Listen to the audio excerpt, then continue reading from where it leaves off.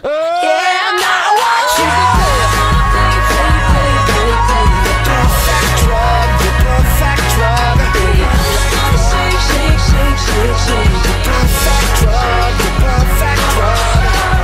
everyone and welcome back to the Kayfabe Today podcast. That's right, we're back.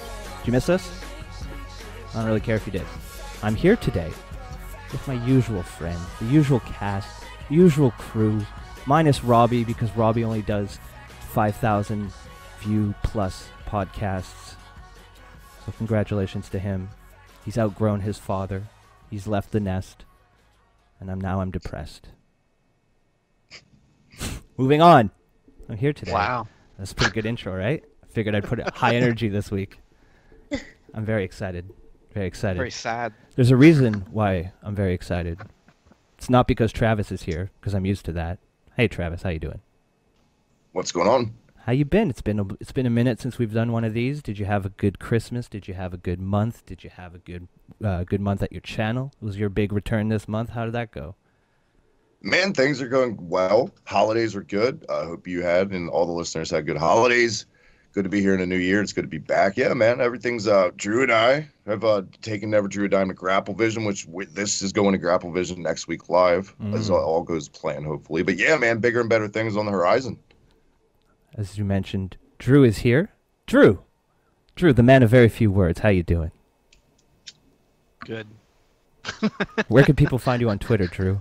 I'm fantastic. At Drew Ortman, at Kayfabe Today, at PW Journal, at Crade_gaming, and at KayfabeToday.com. Yo, your fucking notifications must be a nightmare. Travis, real quick before we get back to Drew, where can people find you on Twitter? At the HibikTMD. Check out HibikTMD on YouTube. Hit that subscribe. Check out the Reset Button Retro Gaming Podcast, Slam Pigs Podcast, Never Drew a Dime with myself and Drew, and Slam Pigs Union Smack, our international showcase, which is coming soon. I promise. Robbie is my co-host on that. Look for that. And, of course, here on the lovely Kayfabe Today. Jesus. It's the first time he's ever done that. Drew, how were your holidays? Fantastic. Had a great time. Yeah? Missed a podcast, but it was fun. Did Santa Claus bring you what you asked for? Always. Really? So Santa Claus delivers cocaine and hookers. Interesting. Yeah, moving on. We're down to Robbie this week, but we got hit recently with some inequality. We got down from HR. They were saying it's too many dicks in the room. So I went on Twitter, and I saw a stream going on Periscope. And the girl on the stream, she seemed to know what she was talking about. So I listened a little bit longer, and it turns out she did know what she was talking about. And I said to myself, you need to get her on the show. So that's exactly what I did. We're here today with Christina. Where can people find you on Twitter? Hello. You can find me at I Don't Love That on Twitter and Instagram and Snapchat. Pretty much always talking about wrestling on all things. Snapchat especially showing off the wrestling shirt collection. So... Oh, geez. See, that's the two things I know about her. She's always tweeting about wrestling, and she has, like, a different wrestling T-shirt for every single day. It's very impressive. Yep. Very impressive. So welcome to Kayfabe Today. Where can people find you aside from that? Do you have, I know you do your live streams on Periscope, which you can find on Twitter as well through your Twitter account. Yep. Highly recommend them. They are also on our stream Twitter, which is at SuperKickinIt. No G, just Super Kicking It. And then we do those streams every Sunday at 2 p.m. Eastern Time. There you go. Wow, time and everything. So much more organized than we are. That's the benefit of being a woman. Just I'm dysfunctional. I'm so glad you said it, because I was like thinking in the back of my mind, should I say it? And then you said it, so it's okay. All right. Let your misogyny reign, boys. It's all good. She gave us the okay. All right, so while we were gone, a couple of things happened. We're going to touch on a few things. We're not going to go through Raw and Smackdown every single week. We will go through this week's episodes, but we'll kind of go through a couple of big things. First thing that comes to my mind was Wrestle Kingdom. I know you guys watched it. I don't really watch Japanese wrestling. There's no reason for that. I just don't have the time. But I did make time for Omega Jericho, so I can talk about that. But if you guys want to talk about anything else about the show, feel free. I know, Travis, you watched the entire thing. Drew, I know you watched it because you're much like Christina. Must be an Ohio thing. You just, Right. you just watch a bunch of grabs. There's nothing else to do. The internet's not very good, so you just sit there and watch wrestling all the time. Fuck. That's it. So overall, how did you guys feel about the show? Very good. Great. Yeah, I loved it. I had a great time, even though it was, 3 o'clock in the morning. But Yeah, I didn't do all that masochistic bullshit. I didn't stay up till 2 a.m. I caught it the next day. I avoided spoilers like the plague. But yeah, I thought it was a very, I mean, to say it's a well-paced show, New Japan is boom, boom, boom, match, and yet Yeah. that is probably the main reason. I try to really only go out of my way each year to catch like Dominion, this, maybe one other big one, but I don't watch it like all the shows. Like it's too much for me. I need to slow down in storytelling aspects. But that's personal preference. But it was fine. It was a good show. I'm confused as to why Jay White has to join Chaos now. I kind of thought they would do this vigilante thing, but other than that, I can't really bitch too much. Other than I feel like Naito should have won the belt, but he'll get it. And the Omega Jericho match, top notch. Oh, one hell of a rundown. You haven't missed a step. Jesus Christ. What about you, Drew? Surprised to see Michael Elgin. I'm like, what the fuck? I wasn't thought he was surprised like to protective see him custody at all. hiding at this point, but no, he was out there for like 5 minutes with War Machine, and he got job. I was not surprised to see him at all. Does Elgin still have that badass mullet? No, No, he's it's been a bald. while, unfortunately. When he shaved that mullet, he shaved off 80% of himself. I feel like it's never the same. There goes That's the not gimmick. even. I'm not even trying to be funny. Like Elgin with the mullet in ROH was kind of legit. I got behind it. There's something about a guy with a mullet who looks like he can kick your ass. You're just like, I want to make fun of you, but I know someone with a mullet who looks like he can kick your ass, and his name is Brian Pillman Jr., and he works at Rockstar Pro now. I work with someone with a mullet, but she's a really sweet lady. I never. Jesus Christ. She would never hurt a fly. Wow. Get her digits. I'm lonely and cold in Canada. It's been so cold. It's been so cold. I'm not You need a used little Kentucky waterfall action to warm you up there, huh? to anything. It's like 60 here right now. Apparently, me doing a Photoshop of us at the Last Supper, with like Hogan and Reigns and shit. Apparently, that means that I have a sad, pathetic, lonely life because I spent all of 5 minutes making that. That's what I was told this week on Twitter. Man, you must have no life because you made that. I was like, yeah, it really took 5 minutes. I did. I need to do something when I'm smoking. I think financially, though, real quick, to wrap up the Wrestle Kingdom on my end, I feel like this was obviously the most casualized they've ever gotten. A lot of people say it's going to turn the corner for them, blah, blah, blah. It's going to be competition. Guys, it's still too niche for me to believe that they'll ever compete in America with WWE on that scale. Maybe if some things are tweaked and it's Americanized a little bit, but I think at the end of the day, still, it's too, you know what I mean, catered to one kind of demographic. It's great when they can pull off stuff like this and it pans out, because a lot of people were wary that Jericho might not be able to live up. And to be quite honest, he didn't need to do the 5-star ring work because his heel mannerisms were quite possibly better than his 2008 run in the suit. I really enjoyed this Jericho. Yeah, heel Jericho and Omega Jericho was fucking like a return to form, like the old Jericho of like when we were teenagers or whatever. Like when I was a kid and everybody hated Jericho, I was like, no, he's so evil. Look at him wear that suit. I guess I wasn't a kid at that point, but Ralphus. I miss Ralphus, man. They should bring him back. I hope he's at Raw 25, even though he was never, in WWE. But they should bring him back. Why not? Just him, because they obviously can't get Jericho. So just bring Ralphus in, have him like come out, and then I don't know, have Goldberg spear him or something. That's what people want to see, right? He might still be driving the truck. Who's driving it? Ralph. No, yeah. Sorry, took a second. Then my brain's a little slow. But Jericho is sticking around, too, because the next day he attacked Naito on their show. So that was, a lot of people thought it was one and done also, Broski. So that's cool that he's going to be there for a little bit. No, it is pretty cool. I also like the way he was like, whenever somebody would ask him a question in Japanese, he just like would say whatever and just like, English. God. That press conference after the Naito attack was so good. The Yeah. line that I literally popped and laughed out loud. The one guy at the press conference asked a question, whatever. Then he tried to ask another one, and Jericho said, "You sit down and shut your mouth. Don't be greedy." Oh my God! I Oh, lost yeah. my shit. So good. Yeah, that was good shit. That was good shit. Yeah, he's so good when he doesn't have that, like, there's no, like, you can tell that there's no restraints there. It's just him pretty much doing what he wants to do. Can you In imagine how ring many either, people because would you know be- those guys are shackled in ring of what they can do in Yeah. WWE. Story WWE wants you to tell, as opposed to you go out on your own, do whatever you want. Look at the Cody Rhodes match. That was also the best. I didn't mention that, the best Cody Rhodes match I possibly have ever seen. I thought Ibushi legit died, and shout out to him. A lot of people were they shit on Japanese guys for no selling a lot. Ibushi sold his ass off for that crossroads to the outside. Yeah, There was that a, match was awesome. there was a little no selling during Omega Jericho, but like, I don't know. I've heard a lot about the no selling in New Japan. I was like, yeah, okay. There were some certain spots that I was like, okay, well that was a little silly, but overall, I thought it was pretty. Like the match was pretty solid, and I really don't like Kenny Omega, so that's saying a Told a lot. great story. Yeah, it told a really good story. Yeah, I got to give it that. That was really, really good. It didn't have, because the last match I watched from New Japan was, the fuck did Robbie make me watch? Oh, what was the 6-star match?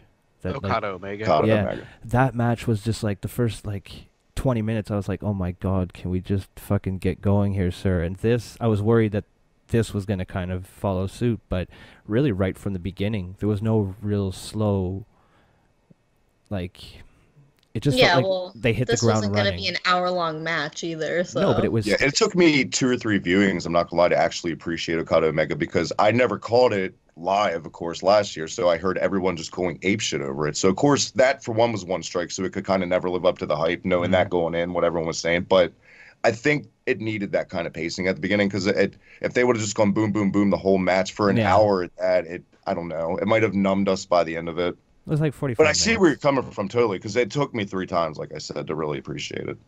Yeah, it was a 1.5-star match at the very most. Wow. You're fucking out of control. I fucking love it. I've missed this show so much. Look, she's disgusted. She already hates me. Christ, it's been fucking 11 minutes. Jeez. Canada. Jay Baca just had a coronary listening to the show this week. Why? The 1.5-star Okada match. Oh, I thought he... Oh, no, he hates the Young Bucks, too. Good for him. Good for him. Moving right along before Christina jumps through the screen and starts fucking choking me. Chokes you out. I could hear she's fuming. I could hear, like, the fumes coming through the internets. I'm very nervous right now. Please, somebody else talk. I'm Well, shaking I over here. did want to mention the hair match with Suzuki and Goto because I thought that match was great. Suzuki's horrifying, and I like that he shaved his head because I don't like his hair. I wanted to mention Suzuki, but every time I do, I get his theme song stuck in my head. So now it's there. I thought it would just be like every time you do, you get scared and you can't sleep at night. That too. Oh, that too. Don't get me wrong. That man is. But yeah, that was a shit kicker match, as we knew it would be. Suzuki is a goddamn legend, and it's still surprising they've never gone put the big one on him over there. But I feel like maybe this year will be the year he'll finally get it. Definitely. I want people to send me Japanese shit kicker matches, like you said, Travis, because I think I'd like those. Stan Hansen versus Vader. Yeah, that type of shit. Like, it's fucking where people are just fucking trying to hurt each other. Oh yeah. That's Oh, like the death matches. oof. I don't know. I'm old now. When I was like 16, 17, I was like, this is fucking awesome. Cut him open. And now I'm like, oh, they, Yeah. they probably have kids. He probably has Backyard wrestling tapes. Yeah, he That probably has. probably hurts so bad. Let me ask you this: were any of you guys in backyard wrestling? Not necessarily federations, but did any of you get up to any kind of backyard wrestling? I had a trampoline growing up in my backyard and a camcorder, so Nice. I was never Same in thing. one with like other people, but we had Look at you, pay-per-views. I'm fucking, talking I was like look at you 14. fucking white privileged motherfuckers over here with your fucking trampolines and video cameras. Yo, we fucking DDT'd each other in the fucking driveway, son. Dude, I would stand a ladder up on my trampoline and then ascend the ladder like a dumbass on an unbalanced trampoline and then wonder why it would fall, and I'd bust my ass on the end of the trampoline. I Actually, feel you. this girl I dated in high school, the one I was talking about off air, who had a pool in her fucking house, also had a trampoline, because of course she did. And what we used to do is we used to take the trucks off our skateboards and do like skateboard tricks, but on the trampoline. That was good times. You should try that. You still have your trampoline? I do not. Nope. Christina, do you own a trampoline? I do not. God, what happened to our lives? I gotta hit up Sin Cara, man. He's got a few. We should fuck wrestling. I just want to talk about trampolines for the rest of the show. Welcome to Trampoline Cast. There's always that age-old adage, like all youth essentially think when they first catch pro wrestling that the mat feels like a trampoline. I wonder why that is. Like that's automatically what kids think, because mine do it too, and it's just like I was like, oh, that doesn't hurt. Yeah, like a trampoline. Well, do you know the only reason we used a trampoline is because you could do a kip up, which you couldn't do on the ground. Oh, you felt like Shawn Michaels in '96 Exactly. on a trampoline. I could get out there right now and pull off the Iron Man match probably. We used to do like front flip splashes, but completely like miss and like knee each other in the fucking head. And be like, we were probably concussed, but you know, it was like the late '90s, so we're like, it's fine. Imagine like those Japanese death matches, but like kids with trampoline, they start crying if they start bleeding like grown men. Dude, there's a couple of times where my basement sounded like the fucking Heart Dungeon, man. We used to beat the shit out of each other in my basement for no reason. Just like, what do you want to do? Oh, let's play wrestling. Okay. Just fucking come out with a steel chair, knock him out. Like first shot, doesn't matter. Keep beating on him. I feel like if Kayfabe today ever did a real life meetup, we'd have like a backyard wrestling match. We'd have to kind of. I feel like Absolutely. Yeah, hell yeah, of course. My old ass would probably try to flip off a fucking roof, end up We'll dead. even use a camcorder. Like an old Just watch school. out for the hernias I just had surgery on, please. Right. Okay, well, look, I'll be lucky to be able to get up from the chair and fucking run for 10 seconds, all right? Maybe instead of a backyard rest... We'll just put the figure 4 on each other. Yeah, That's well, it. I could do Hell the yeah. I'll do the sharpshooter because I'm Canadian. There you go. Maybe we should get Yeah. back on I'll do track. the Scorpion Deathlock. You do the Sharpshooter. Like, I hear in Canadian wrestling schools, the only thing they teach is a sharpshooter. And they're like, all right, there's your diploma. There's that, and there's a little known secret. I'm going to break, Canadian kayfabe here. But there's also the maple syrup splash that we get taught. I'd try to explain it to you, but then I'd have a legion of Canadian wrestlers coming after me, and I don't need that drama right now. Sounds messy. So we'll just... Sounds like a move. Shh. True. Cincinnati bow tie. True. Don't make me fire you. We I found thought I someone. was already fired. We found someone from Ohio. You're easily replaceable. You just didn't now. hang up on me yet. Yeah, I forgot to hang up. I forgot to hang up on you before I hit record. Now I'm stuck with you. Exactly. All right, so back on track here, boys and girls. The WWE decided to take a shit all over 205 Live and release the Mixed Match Challenge, which they're going to show on Facebook at the same time as they show 205 Live. Correct? Yes. Tuesdays at 10. Yeah, exactly. That's so silly. It's a cool concept. I like it. And we have the teams here, and I thought it'd be fun to go through the teams and maybe pick out who we think is going to go all the way. Thought we could do that, and because Robbie's not here, so none of us know what's going on. Well, the regular cast. I'm sure Christina has a ton of news. But we didn't consult her before because that's the kind of unprepared people we are. All right? So here we go. The fact that we just spent 10 minutes on reviewing Japanese wrestling on this show says enough for a new year. Yeah, that's true. That's like the would've second thought. time. And I didn't even say, who? What do you know? Oh, no. I forgot my own catchphrase. It's been too long. I haven't said it in so long. I miss it now. But anyway, this is the Mixed Match Challenge. Here are the teams. On the Raw brand of things, you got Bayley and Elias, Alicia Fox and Goldust, which I love, Asuka and The Miz, Nia Jax and Apollo Crews, poor fucking Nia, Sasha Banks and Finn Balor, and then Alexa Bliss and Braun Strowman. Now, on the SmackDown side of things, you got Carmella and Big E, Becky Lynch and Sami Zayn, Team Genetic Anomaly, Natalia and Shinsuke Nakamura. Drew's laugh makes me laugh. Naomi and Jimmy Uso, Team Divorce, and Lana and Rusev. Team Break Kayfabe. Some of these teams. Hater. No, I actually. kind of want to watch it now after that. No, Jimmy Uso. The Usos are like my favorite tag team in the world. Well, maybe not in the world, but they're one of my favorite right now. He wants to marry Jimmy, so he's just hoping it breaks down. Yeah, that's how that works. No, everybody. Well, if you can tell the Usos apart, I can. I But I can't. put someone in casual fan jail for not being able to tell them apart. So. I can't. When I used to write reviews, I used to call them Uso 1 and Uso 2. Doesn't Jimmy wear fucking shorts and Jay just wears pants? That's how I tell him apart. No, what Their faces are different, and if you really need, one of them has like a big cross tattoo on his arm. Jay has a big cross tattoo, and Jimmy just has like the tribal tattoos.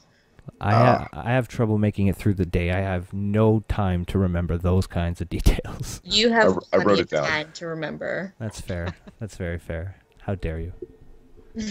How dare you call me? Learn. How dare you call me out on my obvious bullshit? So right off the bat, wait, because I'm not exactly sure how this works. Is there going to be a winner on the Raw and SmackDown side, and then those two are going to face? How does this work? Or is it just There's a brackets? tournament bracket. Okay, so Yeah. it's just bracket. Okay, cool. But I think they're split up by brand. So winner of Raw will eventually face winner of SmackDown to name the champion, essentially, I guess? Maybe. Let's just assume. That doesn't really matter. I just want to know. They're going to be mixed and matched. Ooh. And I've seen a lot of people being like, oh, well, this isn't cool. Like, obviously The Miz and Asuka is going to win because Asuka's undefeated. I'm like, yeah, but The Miz can eat the pin. Dusty and Sapphire are going to win. And then when you say that to them, it's just crickets. They have nothing to say. Oh yeah, Dusty and Sapphire. man. They're going No, to you dance their should way have to played the Savage with Sapphire and Dusty with Sherry because it's mixed and matched. Remember you. Jesus Christ. Team racial harmony. I mean, for me, who cares? All this screams to me is a test show to see if their new Facebook Live pattern format or whatever will work. There's That's no smart. incentive for the winners. The only way this would make me maybe give a shit is if the winning team, the male winner, got a title shot and the female winner. But there's not. There's nothing. It's just, oh, here it is. So I'm not going to watch it. So. I agree with what you said, though. They're trying to get the Facebook thing worked out, and I'll give them at least the credit that they've never done anything It's smart, though. like this before. Looking at the teams, though, I'd go Bobby Roode and Charlotte. Why not? Woof. Bobby Roode and Charlotte against probably Sasha and Balor, if I had to guess. Ugh. I don't like any of those teams. I want Asuka and Miz to win. I think I do like the team of Braun and Alexa. Wait. What was that? What was that? I want them to win too. Yes. All right, she's back on my side. Phew. I can relax. I do like the pairing of Alexa and Braun, though. I don't think they'll win. I just think the promo they did on YouTube or whatever was cool. It was funny. What do you Yeah, it guys? was good. What do you guys think of Natty and Nakamura? Dumb. I actually kind of hate it. Yeah, I wasn't a fan either of that. But Stop that's talking about fucking cats, please. Well, I just think someone else would be better for Natty's cat aesthetic. Knock him. Yeah. He's going to creep around trying to eat her. Yeah, you were so angry, Travis. I'm over it. Just stop It fucking was bad talking about enough when cats. Tyson Kidd did it. Now it's, I don't know, with Shinsuke and Kitty Cat. I fucking love it. I just love your fucking anger right there. Bailey and Elias is another weird one. Yeah. There Well, is it's kinda gonna be Joe. Oh God, do you guys remember Samoa Joe's tweet? That About the mixed. Oh, that one Yes, he I saw tweeted. that. Yep. oh my God. She can hold my towel or whatever he said. He said something like, "Now I have an official towel holder." Or Oh, something. yeah. Oh my God, that was. That's fucking- in the news, and I feel so bad for Joe missing Mania because I know he debuted right after Mania last year. But I hope he's back in time. I hope it's not serious. I haven't really seen details on how long he's out. If you guys have, No, all I saw was that he was injured. I didn't see any kind of time frame for his return or anything like that. For some reason, I feel like I saw that it was a couple of weeks. Okay, hopefully, Okay. because man, he's been one of the best booked dudes on Raw since his return. Like, doesn't say too much. The promos that he does cut are impactful, and then he just beats the shit out of someone. he's Good eating times. pins, but I feel like they're allowing him to get his heat back in a way. But I feel like lately they've been doing it too much, so Yeah, they well, needed there to is ease that, back. yeah. Because flat out, besides Balor, he's like my B pick for the Rumble. But you know, when someone loses against Roman Reigns, I don't really consider that, I don't really feel like that affects them because, like, when someone goes against Roman Reigns, 9 times out of 10, I'm like, Roman is probably going to win this. I feel like at this stage of the game, we're getting a lot of haters are going to not want to admit this. It's getting to that point. Look at Braun. Working with Roman, you cringe at it, but it's elevating guys at this point in a way. I can't wait to talk about Braun Strowman on Raw. Oh my God, I can't wait to talk about Braun Strowman on Raw. Holy shit. That's some good shit. 6 to 8 weeks on Joe. All right, okay, that's not so bad. Still shitty though, because he was one of the best parts of Raw. Real quick here, Sasha and Finn, what do you guys think? Not a big fan. I think it's like the obvious babyface pairing, though. There is makes that. sense. Yeah, there is that. That's true. They smile a lot. They're both like upper card in their division, but still just kind of sitting right underneath the. I just reminded myself of something that really annoyed me on Raw, and I'm looking forward to talking about that too. Oh my God, Jesus Christ! Your dog scared the shit out of me. Scared the shit out of me too. And finally, Alexa Bliss and Braun. I just think they're gonna look really funny next to each other. Did you see that image somebody drew of her on like Yes. the ladder, like yelling at him or I whatever did. it was? And that same artist I retweeted out did the like custom phone cases and did a picture of Neville with the cruiserweight title. That was Jesus Christ. amazing. It was like all like Christian like. I was like, my God. So what's going Stained on? glass. Stained glass Neville. What's going on with Neville? Is there any news? I did actually see something like 2 days ago. It's not looking promising, but that's the sheets, man. Who knows? I still got a feeling we're going to see him in the Rumble. I mean, that's rose-colored glasses, but I just Neville's on another level. I That would guess. be such a I'd love huge to say. pop. So I know Travis, you said you're not. What about you, Drew and Christina? Are you guys gonna check this out on Facebook Live? Yeah, definitely. I'm gonna watch it. Well, of course you are. Of course I am. I watch everything. You watch 2 of 5 Live? I do. Holy shit. There you go. You can go on Travis's live stream. He's like the only 205 Live recap show that's ever Actually, existed. I just put it on the back burner because Oh, nobody wanted to watch it anymore. That's the funniest part. Oh, That's funny. I mean, I don't always watch it live. Sometimes I watch it the next day or something, but I do always watch it. one of those day after people. Ugh. Yeah, kind of like you guys. Wrestle Kingdom. Well, Slackers. I don't watch the Jap Graps. I watch Jap Graps. There's too much wrestling out there already. You get the clap from all the Jap grabs. There's never enough Allegedly. wrestling out there. What? Yeah, the one time under your own will you watch Japanese wrestling, it's 2 Canadian guys. See? There you go. Coming from a guy who hates Canada, it's like it was torture for me. Hey, I could not stand Kevin Kelly. I couldn't stand. How dare you? He's so annoying. He's the best. He's a- an acquired taste. You He need to take needs to get his that timing down with his shade excitability. opinion somewhere else. How? This is my show. You Take need it somewhere else. you need to walk your little girl power bum, and I said bum to be respectful, across the street, milady, What's across the street? where you belong. Oh dear. See, it's friendly jabs now. By the end of the show, it's like, you fucking cocksucking motherfucker. I've seen it happen before.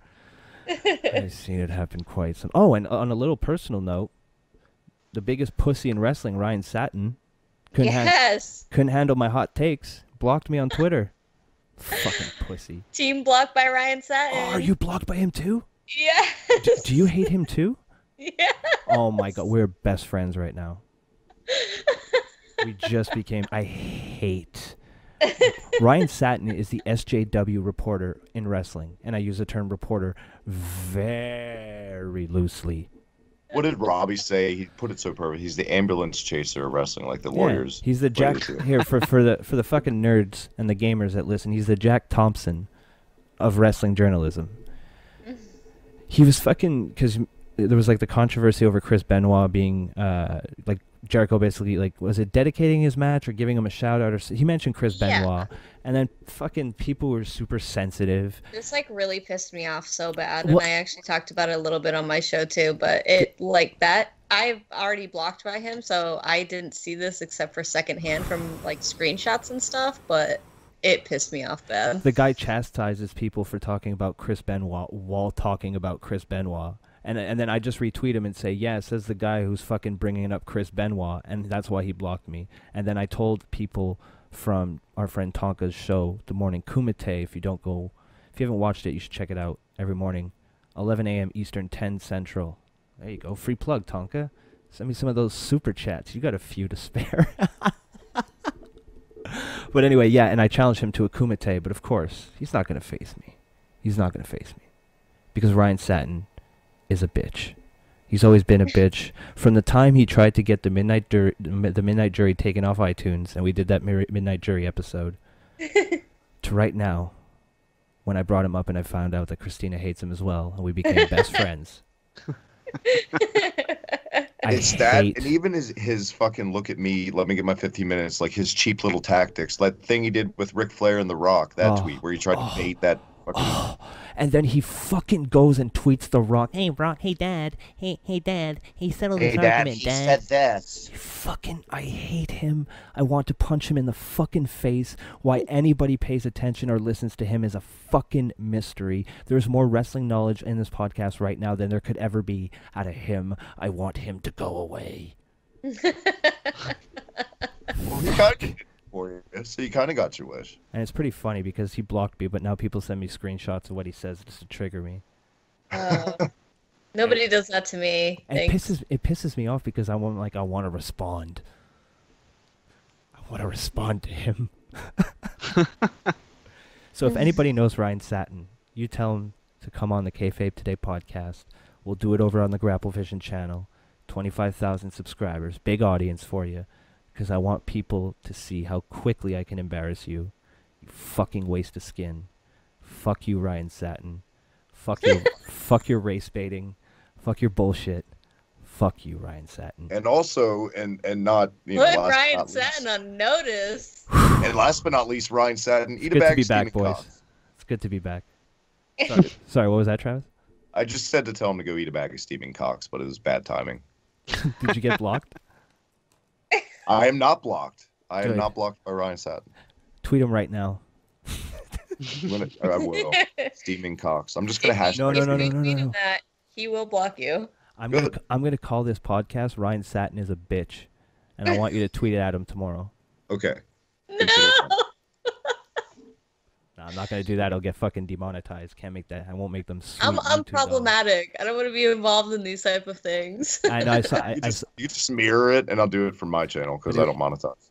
It was pretty funny because I saw, like she just mentioned, like I'm not problematic. I saw that tweet you posted earlier today where you're like, I'm so glad I just watch all this drama. I'm so glad I'm not problematic. And then I looked at that tweet and I was like, pussy.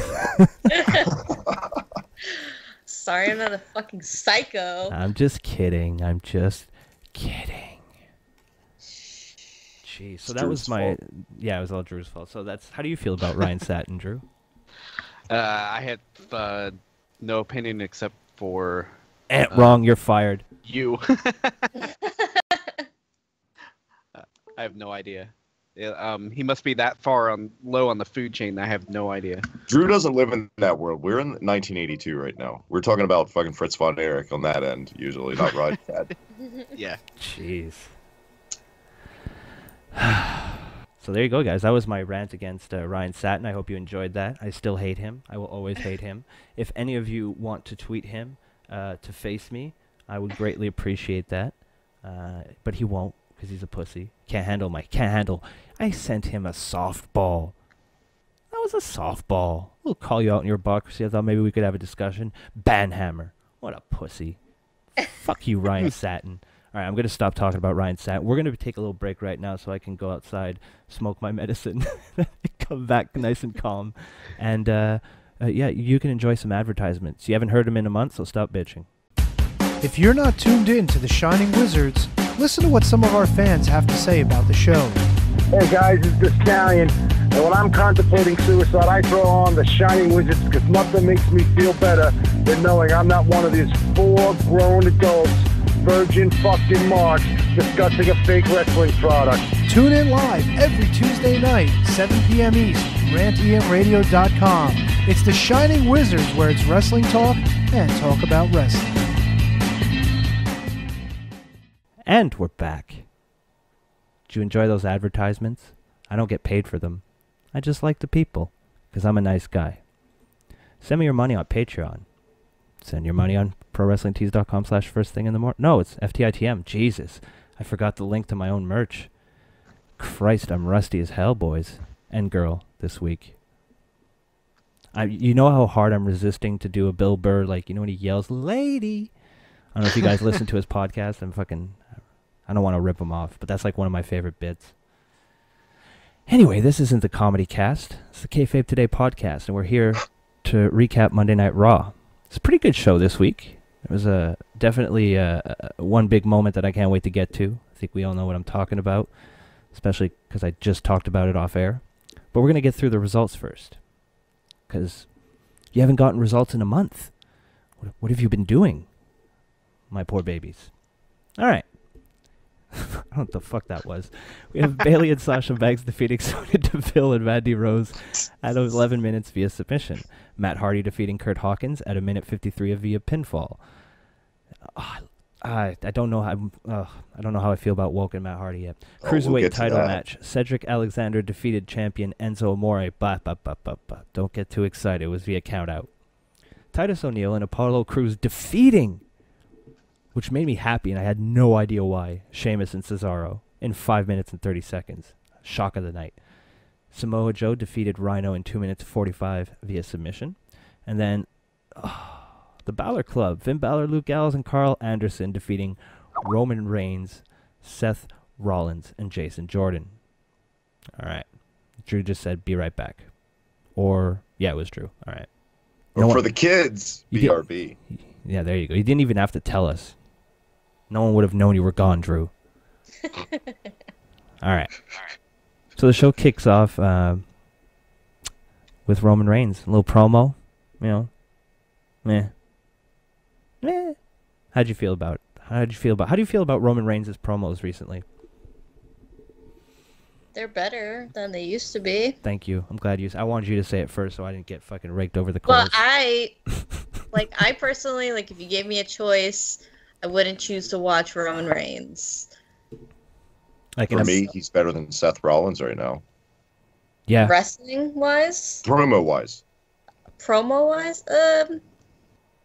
Yeah, I guess so. Seth Rollins is the epitome of remembering my lines for me when I hear him speak. And I know there's your hot take. I mean, I like Rollins. It just, for me, Roman's a little more casual Roman now. It's good to see him not so tater-tot line-fed anymore. Yeah, he seems more comfortable. I comfortable. feel like he could still go a little more. I feel like they're still not letting him fully be Roman, and I feel like if he ever, crosses that hurdle, it'll be just like the Usos in a way. Look what it did for them. Yeah, that's true. That's very true. I like the part, when was it? Was it Survivor Series? When they kind of had that face-off? The Usos and Reigns, and then they kind of backed up. I don't know if we were podcasting back then, so I just thought I'd bring that up. Let's bring that up real quick. Roman's also a case of a perfect character of you put him in the right situation. Like on this week's Raw, being that kind of I'm too cool for school to Jason Jordan, oh, you're being cheesy. If that was okay. But when you put him in a situation where he's cocky prick, he shines. Yeah, cocky prick Roman is the best Roman. It's what he should be doing. He should be a man of few words. And just kind of, letting his in-ring work do the talking type of deal. Yeah, Roman should never be booked as a tried and true, Captain America type character. He's got too much of an edge to his look, for one, for me. Yeah, there's that. Is that because he's not white, Travis? Yeah. I'm sorry, I couldn't help it. Samoan. Samoan. I love that person who fucking... little backstory there, Christina. There was a guy on Twitter that I was following at one point, and whenever Reigns would say Samoan, he's like, look at this guy, he can't even fucking say Samoan right. And I'm just like, oh my god, you fucking idiot. So that's why we say it like that on the show now. So yeah. It's the best with Robbie because of his British accent when he says it. Oh. We don't get enough views for Robbie. He's big time now. Robbie, if you're listening, I did buy a blazer, so hopefully you come back. I'll put it on next week. It'll come in the mail. Shit, I should just wear the Broski's Love Shack one. It's packed away. It's packed away. I think people are being too hard on Jordan. I think he is pulling off this annoying little door character fine. I mean, not as good as Angle did by far in the Attitude Era, and but it's okay for me. He's doing a pretty good job at being. It's meant to make you feel annoyed. For everyone that's like, this is shit. He's awful. He's meant supposed to be. Yeah, he's obnoxious. He's annoying. He's kind of lame, and it's perfect. Well, not even that. Just people talk about his promo skills, I feel like he's purposely also being worse promo-wise as part of the character. I know people can come at me in the comments look, but I think that. I don't know about that because the whole reason why they put him with Chad Gable is because Chad Gable had charisma and could talk. Chad Gable had a little shirt, a little terrible towel. He doesn't have a lot of charisma. He's phenomenal in the ring. I love watching him wrestle. But yeah, you were going to say something, Christina? Sorry. I love Jason Jordan. Like the first couple of weeks, I was like, oh man, this sucks. I hate this, but it's grown on me, and I'm like, this reminds me of nerdy Kurt Angle, and I think it's going to be great. I think it's kind of the same thing where he at first was trying to get over so hard that he came off with the real shitty promos and it was kind of annoying, and now he's trying to do that and he's pulling it off. Just like Angle when he debuted at Survivor Series 99, right? Against Shawn Stasiak. He tried to do that white meat babyface bullshit, but by the end of the match, maybe they knew that going in back then, because of course the attitude era, the fans were going to boo it, but now I kind of feel like they didn't. They literally thought fans were going to get behind this. They saw they didn't, so if they're tweaking it to, go align or whatever with that dorky Angle character, whoever made that call deserves a pat on the back, because that's definitely the route you should go. Because, like, for Angle back then, the dorky lines, that's what got him over. And shit like this, what was it, the Club of Champions line, that got a pop at him. It was cheesy, but it was funny. And how Roman and Seth kind of, like, looked down and shook their heads. I like that. Yeah, I like that, too. I like that. I was having a conversation about it with, I think it was Matt from the Shining Wizards. And I was kind of down on the segment, but he was just like, I like the interaction of Rollins being the kind of, master. Oof, I didn't think this one through. This got really awkward. No, but like he's like the sensei. There we go. And Jason Jordan is the pupil, right? And after you pick up on that, you're like, and like you just mentioned, where you see them both kind of shake their heads, like, why the fuck did you say that? Like, I like it too. And I mean, just real quick, props to us. We found the one Jason Jordan fan on the internet. I don't know how we did it, but we found her. She's right here. We found her. His one fan, we found her.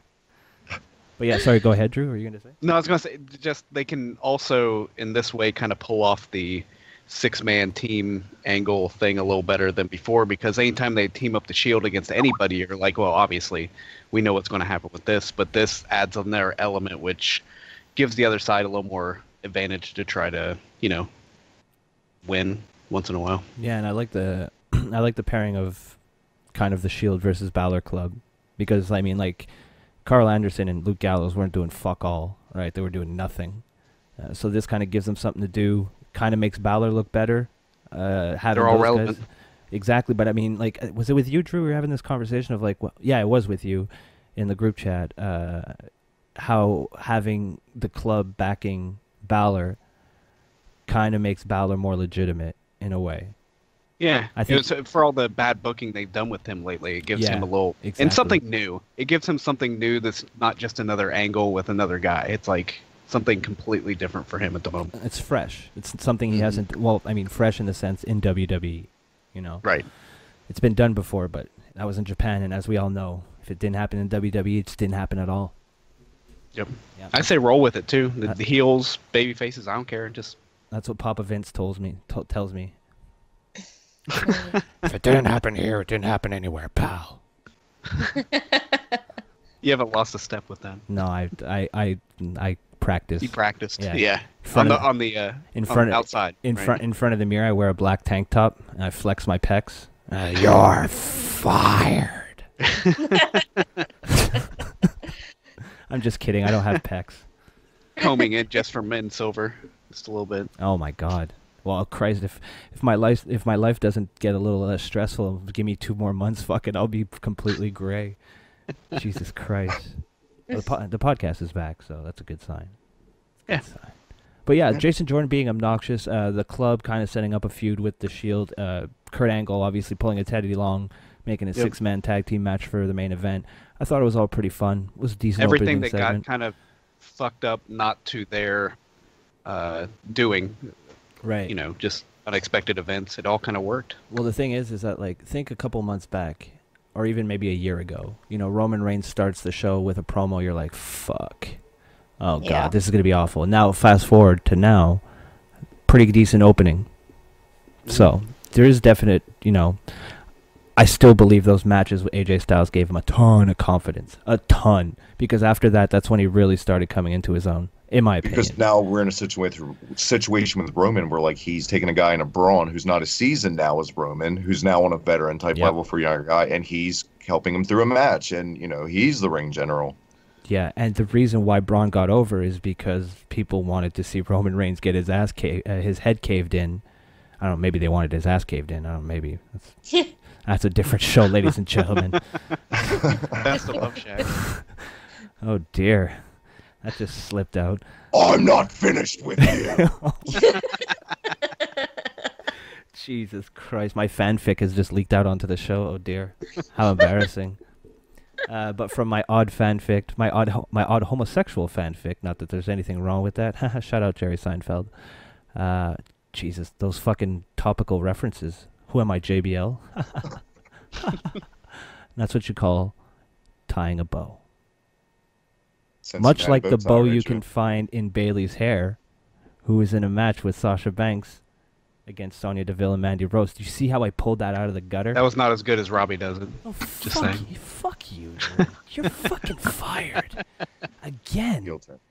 God, that's like you're flip-flopping more than the Big Show on this episode. What's going on with you? Now you had 5 seconds to hang up.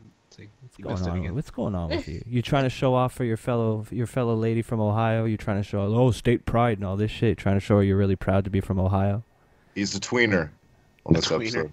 I really didn't take it when she said, "Do you want to go see wrestling with him?" I realized I brought you on this show. We're gonna do stuff together. I didn't ask him if he wanted to go with me. I just said if we happened to be in the same place at the same time. You're ruining the joke. Say hello. You're ruining the joke. No, you will not slander me. Jeez. She is, man. I'm scared. It's like I'm on a podcast with my mom, and she caught me in my hand in the cookie jar. Jeez. I didn't expect you to say that. I'm just saying. Do you ever expect anything I'm gonna say? No. Oh my God, I'm Are you dying? He's dying. Killing me. We have killed Drew the first show of the year already. Christ, we have one girl on the show and Drew dies. The misogyny is so strong on this show. Jesus, I'm uncomfortable. So yeah, let's talk about Bailey and Sasha Banks. After we killed Drew. I didn't really pay attention. I was arguing with someone on Twitter during this match. The women's division, I feel like, is going to be on cruise control right now until the women's rumble match. They're not. It's just going to be a bunch of intertwined bullshit and blah blah blah. I'm interested to get the female perspective. Are you looking forward to the Royal Rumble? Absolutely. The women's Royal Rumble, yeah.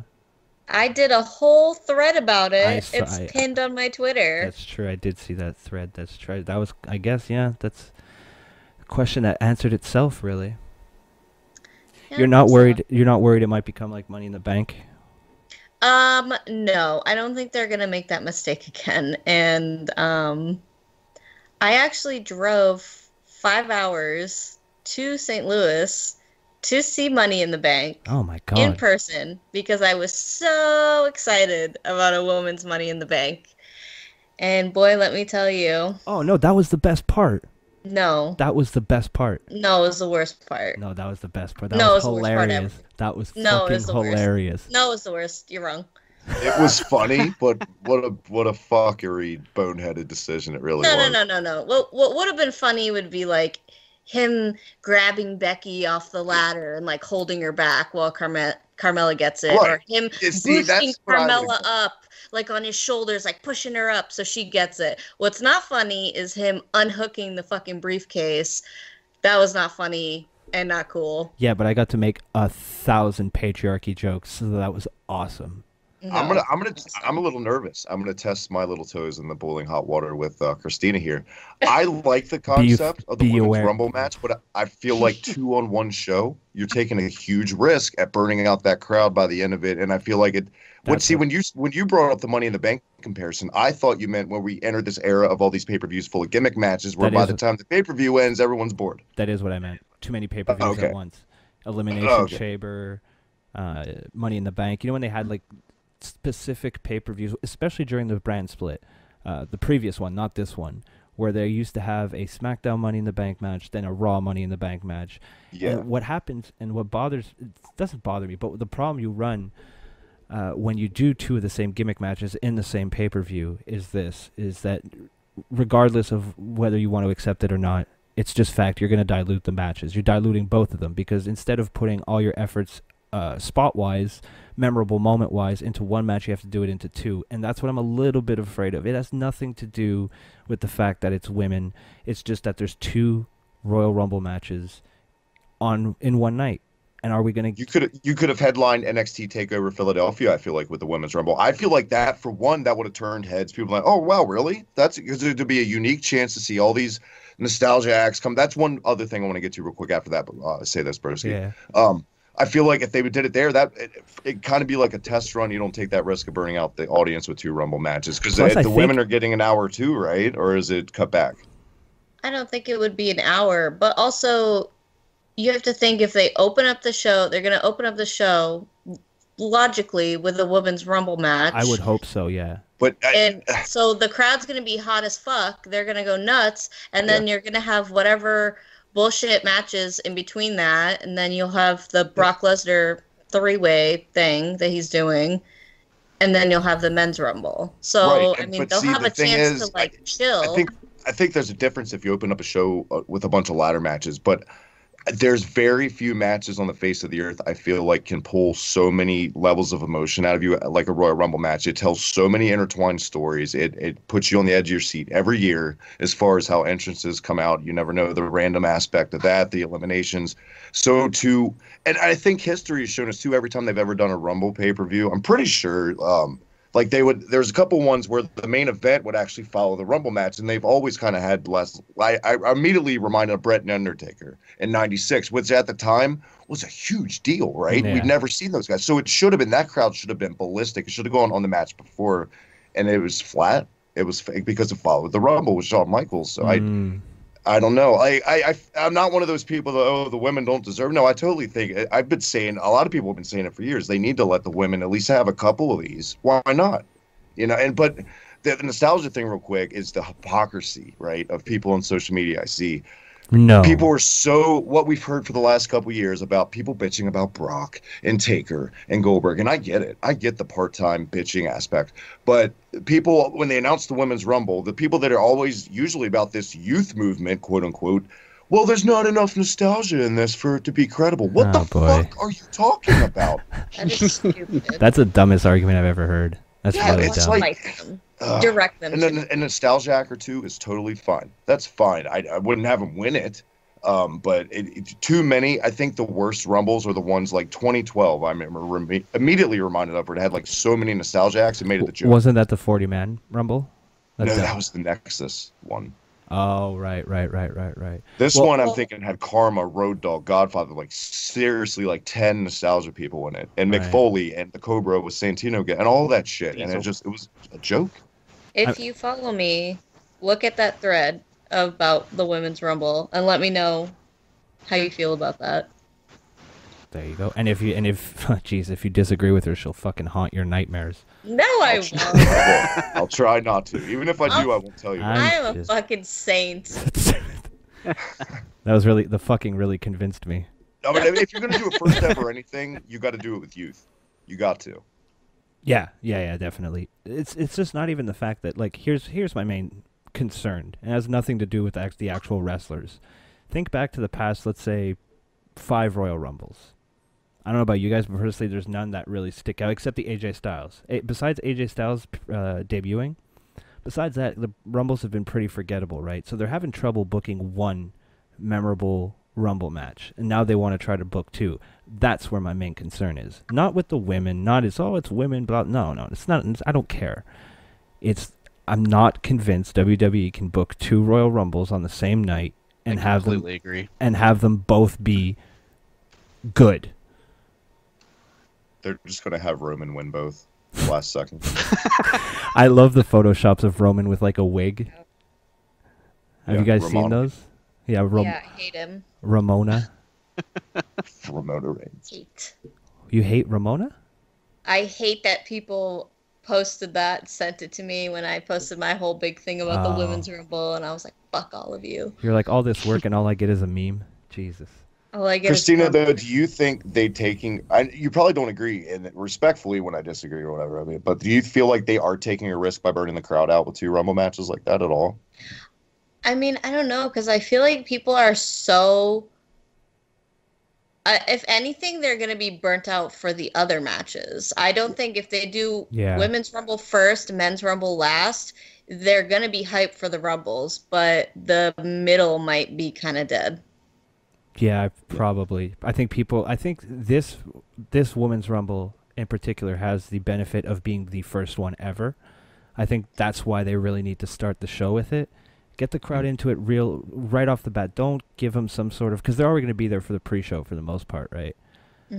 So you're already going to see something before that. But get the the show started off with the women, hot crowd, get people into it, and then hopefully it works out. And then I agree with Christina. I think I think like the Lesnar match is going to be affected. I mean, is anybody here really excited for the... More than many others, I would assume. I mean, Kane, come on. I like the guy. He's been around forever, but main event. If any soft padding they have in this that the crowd isn't burnt out, it's in Philly, and that crowd's usually red hot either way. It's probably a big Braun. I could see Braun being huge in Philly. Probably a big Braun town. So maybe the Strowman match. I mean, Lesnar gets a pop no matter what. Plus, it's a triple threat, so he doesn't really have to work that hard. Yeah. I just wish we got fucking Brock Lesnar, AJ Styles every pay-per-view. For next 4 or 5. Yeah. Amen. Let's have like a best of 5 series or a best of 7 series, even better. That'd be fucking sick. We couldn't handle it. Everyone's heads would explode, and that's why they can't do that. Tell your dad, Vinnie Mac. Oh, he doesn't listen to me. He doesn't listen. We always go to Uncle Paul instead of Vinnie Mac. Yeah, Uncle Paul lets me sit on his lap, tell him about my day. Easy, Tiger. Where's my goddamn son? He's with me. I never understood that. Does he do that? I never got that. Like, I think Foley Triple H impression. Yeah, was it Foley who did that? I never understood that. The Rock, I think, started that back The Rock. then. Yes, it was The Rock. Yeah. I never got that. Oh well. Where were we now? God, we got lost there. Fun little rabbit hole. Talking about Braun. We got lost in the Women's Rumble, and then we got to Braun. Yeah, where you got highlights of Kane brawling Lesnar last week. Then Goldust plays Mickey from Rocky, hyping up Cedric Alexander. It was fucking cancer, so I'm not going to talk about it. Then they run down the mixed match challenge. Then we go to Matt Hardy versus Kurt Hawkins. All right, let's talk about Matt Hardy. I like that Hawkins is at 0-152, by the way. It's going to get him over. It's going to get him over big time. Yeah, he's funny. He's a good guy. I like Hawkins. I always have. All right. God forbid we wait to the fucking Rumble or any meaningful show to not blow our loads and debut him in ring. God forbid. And by the way, nice fucking Hardy Boys, Titantron. Way to really put some fucking effort into his entrance. Oh, God. They don't have enough footage of him as Woken Matt yet. That's why. Ugh. Give it a couple weeks. You can't Photoshop a graphic that says Woken. You just put the fucking Hardy Boys thing. I thought that was hilarious. Budget cuts. Good. Budget cuts. It costs a lot of money for those graphics. You don't understand. I gotta hire like 6 nerds. I have more testosterone in my little finger than this entire room. God, I want to fucking have dinner with Vince McMahon. Holy shit. He's insane. That's all I wanted. Life. He's insane. He ordered the bloodiest fucking steak he would eat it with his bare hands. And then if it wasn't cooked to perfection, he'd slap the fucking waiter with it. This is bullshit. Don't you know who I am? You're fired. Sir, you don't own this restaurant. I do now. He just took his wallet out and makes it rain. Now I do. He's like, I beat Ted Turner. Sir, I don't know who that is. I bet that's how Vince introduced. I'm Vince McMahon. I beat Ted Turner. And then he crushes your hand when he goes to shake it. But anyway, my delusions, my Vince McMahon fanfic aside, it was the return of Miz with the Miz TV. So happy to see Miz. Good stuff. Excellent promo. God damn, when he gets down to calling, like, to really cutting a promo, like his stuff on Twitter. Was it with Baron Corbin? Yeah, it was with Baron Corbin. That shit was great. And I thought we got the same kind of impassioned Miz here. He really, really, really, really does a good job making the Intercontinental title feel like it matters. He's made that title almost single-handedly relevant in the past year and a half. Maybe 2 years? Yeah. Something like that. That time frame. Smart enough to change his look up too for his comeback with Yeah. his hair and stuff. Looking good. And I Looking thought good. Axel and Bo Dallas were very funny in this. They've been great. I like them. They've been great through the whole like the Christmas break and then the New Year. I thought they've been great. They're just funny. Yeah. I've always been a big fan of Bo Dallas and Curtis Axel. Like when he was doing the Bo Leave stuff, I was Bo leaving. Company guys. Yeah, definitely, without a doubt. Did you see that? Oh, real quick, just because I thought about Curtis Axel. You see that video of Heath Slater stuck in the airplane bathroom? No, but I know one thing we missed in our little hiatus was Braun and the Elf thing during Christmas. Braun and the Elf thing? I think where I missed that. Like the movie Elf with Will Ferrell, but they did it with Braun Strowman. Did they had really? Drew Gulak in it. Oh my god, dude. Was Drew Gulak the Elf? No, Drew Gulak. Remember in the movie, the little angry midget businessman? He played him. It was great. I love Gulak. He should have his own show on the network. I agree. Completely. He should do live streams where he talks about, I don't know, economics.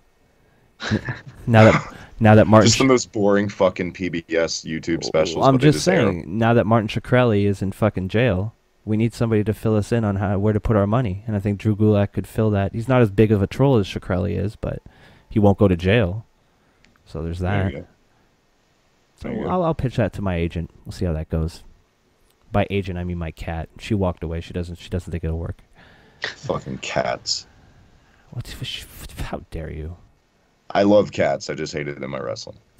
Get your pussy out of my wrestling. You fucking misogynist. My God, Travis. We have a lady on the show this week. God. Jeez. Then from there, next match, we had a cruiserweight title match. Enzo versus Alexander. Enzo getting busted open. Did you guys see when it happened? I didn't really catch when it happened. Enzo got the shit beat out of him in this match. And I actually liked this. I liked how the match was stopped. And I thought he really did hurt his ankle. Did he? I don't know. I still don't know. I was wondering the same thing. And it baited along the fans who wanted Cedric to win the belt for, to not do it right away and tease it a little bit. Right. I thought it was a pretty good match for what it was. I'm a big fan of watching Enzo get his ass kicked. People shit on Enzo all the time, but he's underrated as that cat and mouse type heel, that little chicken shit you just can't get your hands on, right? He's perfect for shout out to World Class, Buddy Roberts from the Freebirds. He reminds me of that, and he's doing a good job of it. He doesn't really need to be able to work if he can do this. Speaking of which, did you see that interview with him with Corey Graves on the network? Oh, no. I wanted to watch it. How was that? Oh, it's amazing. Yeah, I wanted to watch so it. Good. I'll probably watch it after He comes this off as podcast. the biggest asshole, and he does it perfectly. I loved it. I don't want to watch it then. I'll probably end up liking him. Fuck. I like people I can identify with on the screen. Did you like this, Broski? What, the match? Yeah. Yeah, like I said, anytime I can see Enzo get his ass kicked, it's a good time. I don't really, I don't know if I'll catch shit. I don't really like Cedric Alexander. I'm not a big fan of his. Something's missing. Yeah, there's something. I feel like he has a lot. Obviously, he has a lot of potential. He's he's crazy athletic. But there's just something he's kind of got a bland personality. I don't know if it's just because of like his position in the company.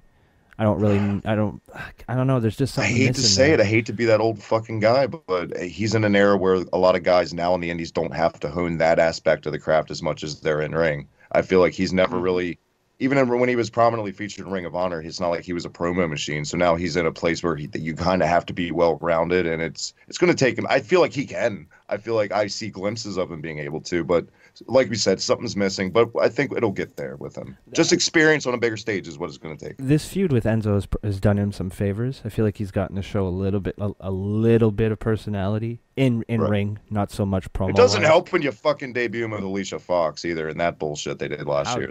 How dare you speak of Queen that way? Yeah, how dare you? Alicia Fox is a legend. Oh, no slight on Alicia. I love Alicia, but that angle in 205 Live for one didn't fit, and 3 was just beyond hokey. She needs to wear that captain hat at all times. I agree. God, making her the team captain at Survivor Series was the smartest thing they've ever done in that company. I fucking loved. Oh my God, there was like a 3-week stretch where she was prominently featured on TV, and she fucking killed it each week. And I was like, oh my God, please put her on TV more often. It's when she yelled at the timekeeper. That's what did it. Yeah, she's awesome. Her and Goldust, they had a little funny little video too recently. When they announced that they were, I think that's a very fitting team. Goldust is goofy, and Alicia Fox reminds me of my ex-girlfriend. Not a compliment. Perfect. Not a compliment. But yeah, overall this match was all right. It was pretty good. I mean, it is what it is. There was blood in it, so my Attitude Era fan was like, "Oh my God, blood! Yes." Yeah. Then they announced about Raw 25, who's going to be there, which is a total ratings grab, which is cool. I'll go down the list real quick. Obviously, we got Stone Cold, which is huge. Scott Hall, Kevin Nash, the Bella Twins. Thank God. If Nikki Bella doesn't shake her ass at the beginning of her theme, I'm turning it off. I miss it. I miss the Bella booty shake. God, it's like watching a fucking lava lamp. Easy now. Calm down. Easy now, Eric. Easy now, Eric. All right, we're going to get the New Age Outlaws, which fuck Road Dogg because he's ruining fucking SmackDown. APA, Dudley Boys, which was weird. Undertaker, Ric Flair, Jerry Lawler, and Jim Ross, which are that's pretty cool. I like that. Is this from the Manhattan Center? I have no idea. I can't imagine. I can't imagine they're going to put Stone Cold at the Manhattan Center. They'll probably save him. What's the other one? Barclays? Is that where they're doing it? Yeah. How do you guys feel about the... Did you say Brother Love? He's going to be there too. Yes, that's true. He's not in this list right now. I think they named him later on. Yeah. In another list, but yes, he's going to be there too. Amazing. That should be fun. What about Akeem? Oh, he's your host. He's going to be in every single... Sign me up. I wasn't going to watch it. Now I am. Every single If anybody segment. comes out to that theme, I'm going to be so happy. Oh, God, I miss Akeem. Just think about this. At one point in time, on television, they put a white guy acting like a black guy, and nobody really cared. Making fun of another white guy. Jesus, yeah. You do that now, you might as well pull the plug on the whole network. Yeah. Well, I don't think that's going to happen. So I think we're all right. All right, so then the bar arrives, and they want their tag team title rematch. Angle books it for the Royal Rumble, and they're all happy. And they say, but we came for competition. So he booked the match, which was Titus O'Neil and Apollo Crews with statistician Dana Brooke versus Sheamus and Cesaro. Quick match, not too much to talk about here, except for the shocker that Apollo Crews and Titus O'Neil won. And then Dana Brooke started jumping up and down, and I blacked out. So I don't remember what happened after that. I remember posting on Twitter right after, because they were celebrating. She was jumping up and down. And I was legitimately worried she was going to concuss herself, and I was like, someone needs to make a GIF of that yesterday. It's very lonely in Canada, boys. Apparently. That's enough out of you. You're too sassy. I mean, why not? Why not take a chance? Raw needs more teams, if anything, so... I thought it was a fun little moment. I remember tweeting to this, too. I was like, I don't know why, but that just made me really, really happy. Fans popped. Yeah. Seemed pretty surprised by it. And hey, once in a while... She's totally doing the fucking Alexandra York gimmick here from the WCW days. Oh, right. Dating myself. Yeah, that's true. Then up next, we had Paul Heyman talks and Brock Lesnar hops. Okay, and this is what I want to talk about finally. Little different, though, this time on the end of it. I don't even want to talk. Okay, do you guys want to say anything about the promo? Because I don't give It was a Paul Heyman promo like every other. It was great. It was fun. It was good times. It wasn't as good as I feel like any other promo of his, but... Ever? They're all getting on the same better now. good level, I feel like. I don't know. I just didn't feel like... Usually when he cuts a promo, I'm like, ooh, I feel some kind of way, and... This time I think it's hard for him too. How do you hype up a guy who's been so dominantly booked? Eventually, it's hard to stop having promos that are I'm at the top of the mountain. Yeah, it's hard to think outside the box. I feel like, but if anyone could do it, it's Heyman. So. And he does a good job at kind of differentiating the promos, but they all boil down to the same thing when you really think about it. So I mean, kudos to him. But I totally get what you say. What you mean, Christina? By it's the same thing. You see the same thing over and over again. Eventually, it gets watered down. You just don't care anymore. Yeah. But yeah, I mean, it's still good, but not as... I can agree that it's not as impactful as it used to be, because it's the same thing every time. But this led to one of the greatest things I've ever seen, ever, in my life. a video game came to life and Jim Cornette must have had a fucking aneurysm over it. Which is fine, because fuck Jim Cornette. He blocked me on Twitter again on 2 different accounts. He blocked me before the Young Bucks. Oof. Jeez. Anyway, Kane came down, took kind of a couple of shots at Lesnar, but nobody cares about that. They went backstage, and this was one of this segment. When it was done, I was like, it felt like the Attitude Era. It was fucking crazy. So basically, what I'm talking about is they go backstage. Braun Strowman shows up, takes them both out, tosses Lesnar like he's nothing, which was pretty fucking awesome. Through a table, if I'm not mistaken, or into a wall and onto a table. Something to that effect. Someone went through something. That's all you need to know. Then he proceeded to beat the shit out of Kane, which was, easier than Lesnar, obviously. And then Braun decided to play The Legend of Zelda, and he found the grappling hook. And then he saw that his little magical fairy was going, listen! Hey! Listen! And he saw that's a Zelda joke. How many takes you think that shot took of him throwing the grab? Do you think he did it like 4 times? Every time he missed, he was like, fuck. It was probably, yeah. Hold on. It was definitely a pre-tape, because if he got that first try, that's like fucking amazing. But anyway, he throws the grappling hook up onto this like staging type thing, this massive structure, and then proceeds to pull it down on Brock Lesnar and Kane, crushing them under. Now here's where I started really laughing, because, Heyman starts freaking out, worrying about Brock Lesnar. They all check on him. Brock gets taken out. He put on a stretcher, taken out in an ambulance. Now, unless I missed it, nobody gave a fuck about Kane. Like, there was no ambulance. So I remember tweeting once the segment was over, so I'm like, I guess they're going to send another ambulance for Kane? Like, what the fuck just happened? Nobody cares about the mayor. Yeah, but that's what was so, like, I was dying. Like, it was hilarious to me because they put all this attention on Brock. Like, we got to get him out of here. We got to make sure he's okay. And then nobody was like, hey, wasn't there another guy here? Like, I just thought, like, that was, like, so, like... Yeah, he was just, like, crawling out and, like, nobody gave a shit. Nobody was even, like, waiting for him. He's like, I'm fine, guys. Don't worry about me. You can't let the demon get medical attention. It'll kill the gimmick, brother. Oh, right.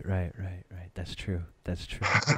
Oh, but That's what some guys think, right? But they'll let a beast get surgery. Come on now. Pff, that's absurd. I just thought, but this was a fucking great segment. Just like over the top, crazy fucking things that you don't really see that much anymore. And the grappling hook gimmick was great. Because, like, why do they have a grappling hook? Why is that there? Yeah. And why is it so Braun easily is Batman. accessible? I feel like the moment was great, but I feel Batman! like even 2 months from now we might forget about this, because I don't feel like Brock's losing at the Rumble. I feel like all this is going to be for Dude, nothing. I still remember This him is flipping all. over an ambulance.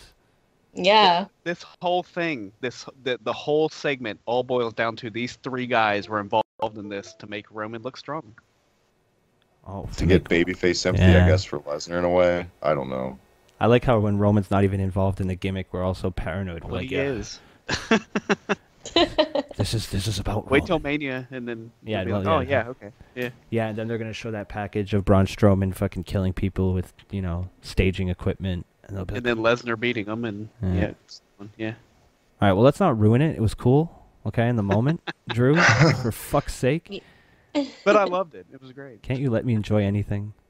He's not atop the mountain. He's in the salt mines in the mountain this week. Apparently, yeah. What are you doing, man? Oh, it's because I didn't introduce him as Mountain Drew. Oh, that's what it is. Disappointed. Sexual Napalm is furious with me right now. That's Drew's gimmick. He lives on a mountain, but now Gene Goodson. he's in the salt mines, being salty as fuck.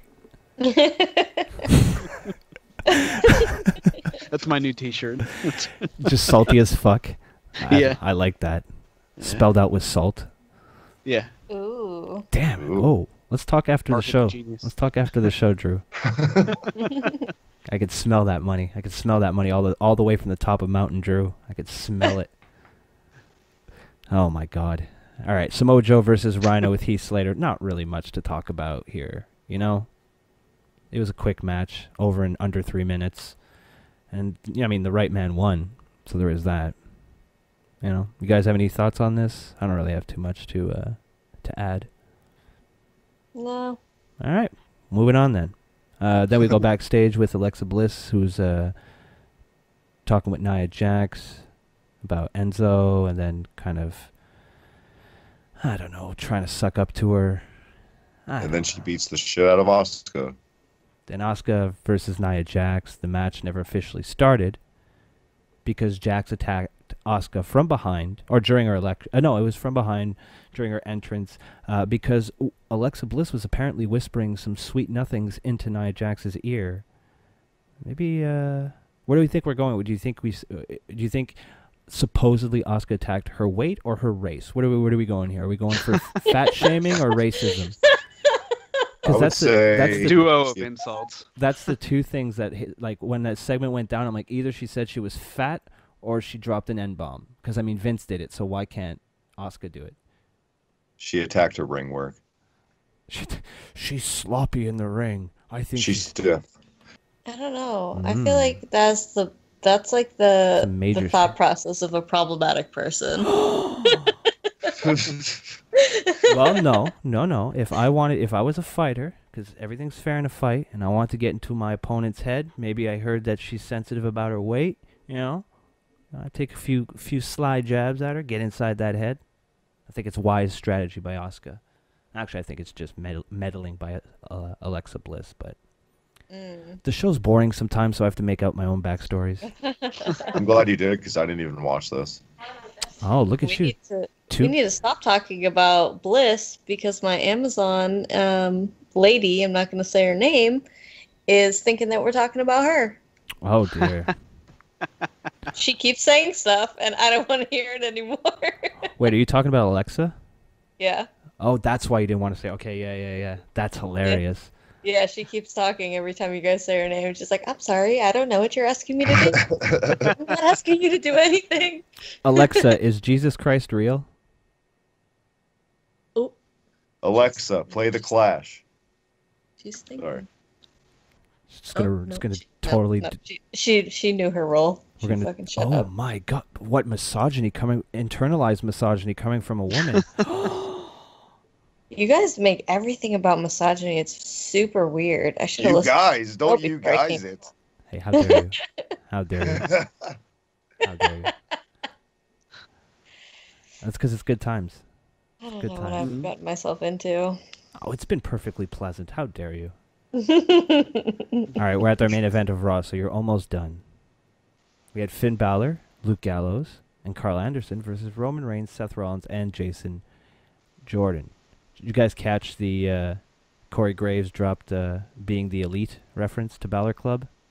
Yeah. Did you catch that? Did that make your Mark blood boil, Christina? Did that infuriate you? No. No? Okay, that's good, because I saw a lot of people get really upset about it. Oh.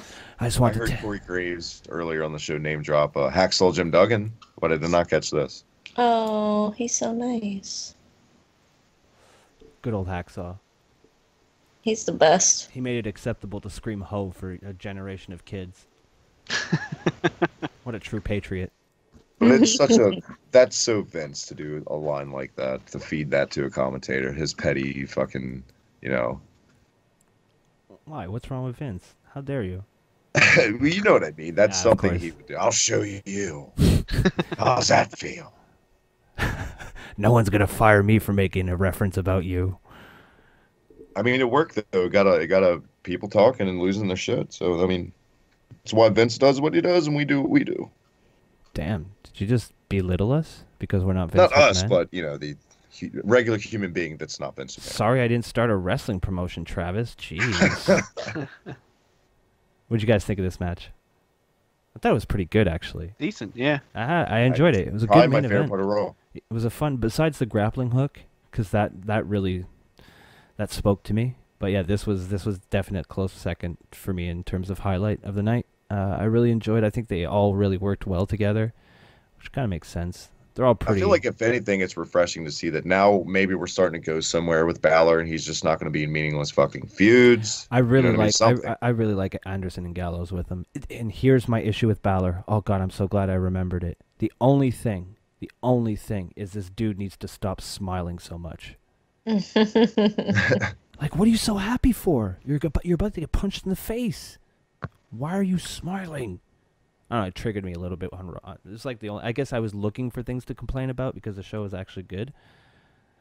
So, but I don't Somebody know. backstage finally noticed that he had no edge to him, the character they were giving him. So they're making. I don't know if they're baby faces or heels, and it's meant to feel that way. You know what I mean? But Yeah. it's, if anything, it's good. Right for now. You know what WWE's gonna do probably. Unfortunately, even though it makes no fucking sense, they're gonna have Gallows and Anderson turn on Balor in the end to get babyface sympathy for that singles run. No, they're gonna break up Because they the can't club. help themselves. That's what they do. That's all they know. That's how they know to get a guy over. Okay, who's gonna turn in the Shield? Who's gonna be the one to turn? Probably Team. Ambrose. All right, that's what I think too. Drew, you wanna start a fight here? You're three. Yeah, I'll say Rollins will turn again. Really, you think they'll go back Because to that'd be the the well? most unexpected. Because I mean, I would love for that to happen. Andy was way better as a heel. Hell Yes. yeah, hell yeah, way better, way better. I need that evil Rollins laugh back in my life. Yeah, it was good because it was really annoying. It's kind of like Skeletor. Not that annoying, but close. But close. Same neighborhood. Same neighborhood. But yeah, I thought it was a good way to end Raw. In the end, this was actually surprising. Well, Jason Jordan ended up costing the Shield the match. Let's be honest here. It's Jason Jordan's fault, which is perfect. Perfect booking. It makes sense because Finn Balor, Luke Gallows, Carl Anderson in WWE together. It's kind of a new thing. So, you don't want to fucking give them a loss right off the bat. So it's good that they picked up the win. The Shield didn't really, the Shield. Roman Reigns, Seth Rollins, and Jason Jordan didn't really need the win. And Jason Jordan costing them the match kind of progresses their whole thing. It could be interesting to see if they're going to kind of do, and I thought about this, I don't know what you guys think, but if they did a Jason Jordan gets in between Roman Reigns and Seth Rollins, and then Seth Rollins turns on Reigns and aligns himself with Jason Jordan because they're tag champs together or whatever. Do you guys think that's a direction they might go, or do you really think it's just going to stick together? Maybe Ambrose beats the shit out of Jason Jordan. He's like, you replace me with this? Yeah, that's what I thought, but I Yeah. actually I think kinda that like needs to happen idea. anyways. What's that, Drew? I think that needs to happen anyways, regardless which way the storyline goes. Just Yeah, fair having enough. Ambrose suddenly show up and beat the shit out of him would be pretty. Or maybe Ambrose funny. comes back, gives shit to Jason Jordan, Rollins defends him, kind of have a split that way.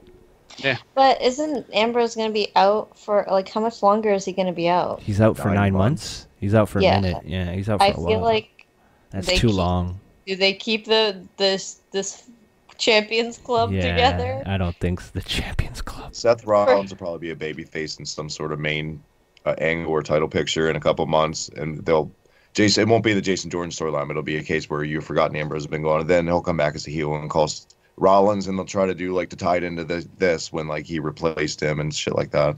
Yeah, they Yeah. could make the argument that I'm out for a week and you already find somebody else to go after our titles type of thing. Yeah. You could bring Ambrose back as a really petty, kind of jealous kind of heel. I'd be down with that as long as he's not fucking goofy Ambrose. I'm cool with anything besides goofy Ambrose. Yeah. Could be like we just did in about 5 seconds. There's different ways they could go about this, so hopefully they pick a decent angle. I mean, we know they listen. They do. Obviously. They did. The week I decided that Robbie was my son, the week after Jason Jordan announces that, Kurt Angle announces that Jason Jordan is his son. Coincidence? Maybe, but I don't think so. So Vince, we're going to give you a little break right here. Go get yourself some Geritol. Take it easy. Maybe eat a steak or just take a bite out of a cow, whatever you like to do. And the rest of you can listen to some more advertisements. And we'll be right back with our SmackDown recap and review. Enjoy. This is Marking Out. Hello, it's Brandon And Dave. and we do a weekly pro wrestling podcast called Markin' Out. And you can check us out on iTunes, Stitcher Radio, Google Play, and markingout.com. You guys are awesome. As always. And we're back. I started recording halfway through that, so it's going to sound really weird. Enjoy. Welcome back. Did you get your drink? You comfortable? Good. Because we're going to talk about SmackDown. Strap yourselves in, because you might fall asleep. All right, here's your results. I know how to sell things. Becky Lynch defeating Ruby Riott via submission at 8 minutes and 15 seconds. The Bludgeon Brothers defeating The Ascension in 45 seconds via pinfall. U.S. title tournament match. Mojo Rawley defeating Zack Ryder in 3 minutes 30 seconds via pinfall. The Fashion Police picking up a win against Rusev Day, because God forbid they get any kind of momentum, at 5 minutes and 30 seconds via pinfall. And then our main event, AJ Styles, Randy Orton, and Nakamura defeating Kevin Owens and Sami Zayn at 13:47 via pinfall. The conspiracy is alive and well on SmackDown because that fuckface Shane McMahon. We had an interview here with AJ Styles. Renee Young is in the ring. I don't like in-ring interviews. They're annoying. You get to bring out a chair. Hater. I am a hater. Big time hater. I could tell. Me and Renee had a thing going, and then she went and married Dean. How dare she? She married a good Ohio boy. Ugh, you're not even from Ohio. Stop repping it so hard. God, you're a transplant for Christ's sakes. I know. Facts. I've only lived here for a year. Well, at least you're down for where you live. Nobody can accuse you of not having state pride. Exactly. All right. I won't dox you and say where you're originally from. All right. He didn't think I'm not going to dox her. How dare you? I didn't, though. I would never dream of doing such a thing. It's not looked well upon in the online community to dox people. That's what I do. I bring people on my show and then I dox them live on air. You thought this was Jeff Holiday over here? Yeah, exactly. Nice. A YouTube reference like 3 people who listen to this will get. Nice. And 2 of them are here. 2 of them are on the show. Yeah, so, I mean, you know, she asks him about what he thinks about Shane McMahon, what he thinks about if Daniel Bryan is playing favorites. What are you thinking, AJ? He doesn't know if Bryan is playing favorites, and he doesn't know what he's thinking. Well, nobody knows what they're thinking. But he has to deal with them at the Royal Rumble in the handicap match. Kevin Owens and Sami Zayn, that is. And then that leads to the good Canadian boys from my hometown who are strongly, strongly pushing the Yep movement, the most important and influential movement in all of wrestling of all time. Yep. Oh, well done. Jesus, you're both fired. She's my fucking co-host from now on. You see that? She's on the ball. Jesus. That was very impressive. Boys, are you asleep over there? We got to stop smoking. We got to stop smoking before the shows. I'm convinced Drew passes out halfway through the Raw review. And then just wakes back up. The GIF floating around. I love the GIF floating around on Twitter right now of Sami Zayn in the Yep shirt flapping it over his belly up and down. Yes. Yeah. It looks like a 12-year-old boy. It's great. You know, like they win a soccer tournament, they don't know how to really celebrate like men yet, so they just they just a little league team after winning the trophies. Yeah, they just do what Sami Zayn did. I love it. Yeah. Sami Zayn is fucking great as an annoying, obnoxious heel. Yep. Like the way he dances around Kevin Owens like he's fucking Martin. Yeah, he's great. He's really, really good. But I mean, here's my only thing. It's more of the same. Every single week, it's Kevin Owens, Sami Zayn brag about something, or they bitch about something, then Shane McMahon comes to screw with them somehow, and it's getting old now. I'm hoping. What do you guys think is going to happen at the Rumble? You think Owens and Zayn are going to be co-champions? You think that's going to happen? I would love to see that. Same here. Like Lay Cool. Yeah, but much better. Come on. They're split the belt. I feel like it's Lay Cool. It's Lay Cool with poutine. I feel like the Sami Zayn heel isn't permanent. I feel like they still view him as a babyface at the end of the day. I feel like this angle is going to. One of them is going to cost each other a pin in the match, and they're finally going to get the Mania match together. Yeah, you think so? Yeah, I could see that happening. That makes sense. Yeah, it does. Yeah. It does. I kind of like the obnoxious... I'm a sensible kind of guy. I could see that. I like the obnoxious Sami Zayn, so... I do. I want him to stick around. Becky Lynch versus Ruby Riott. I made a sandwich. I didn't watch it. I can't stand these lady factions.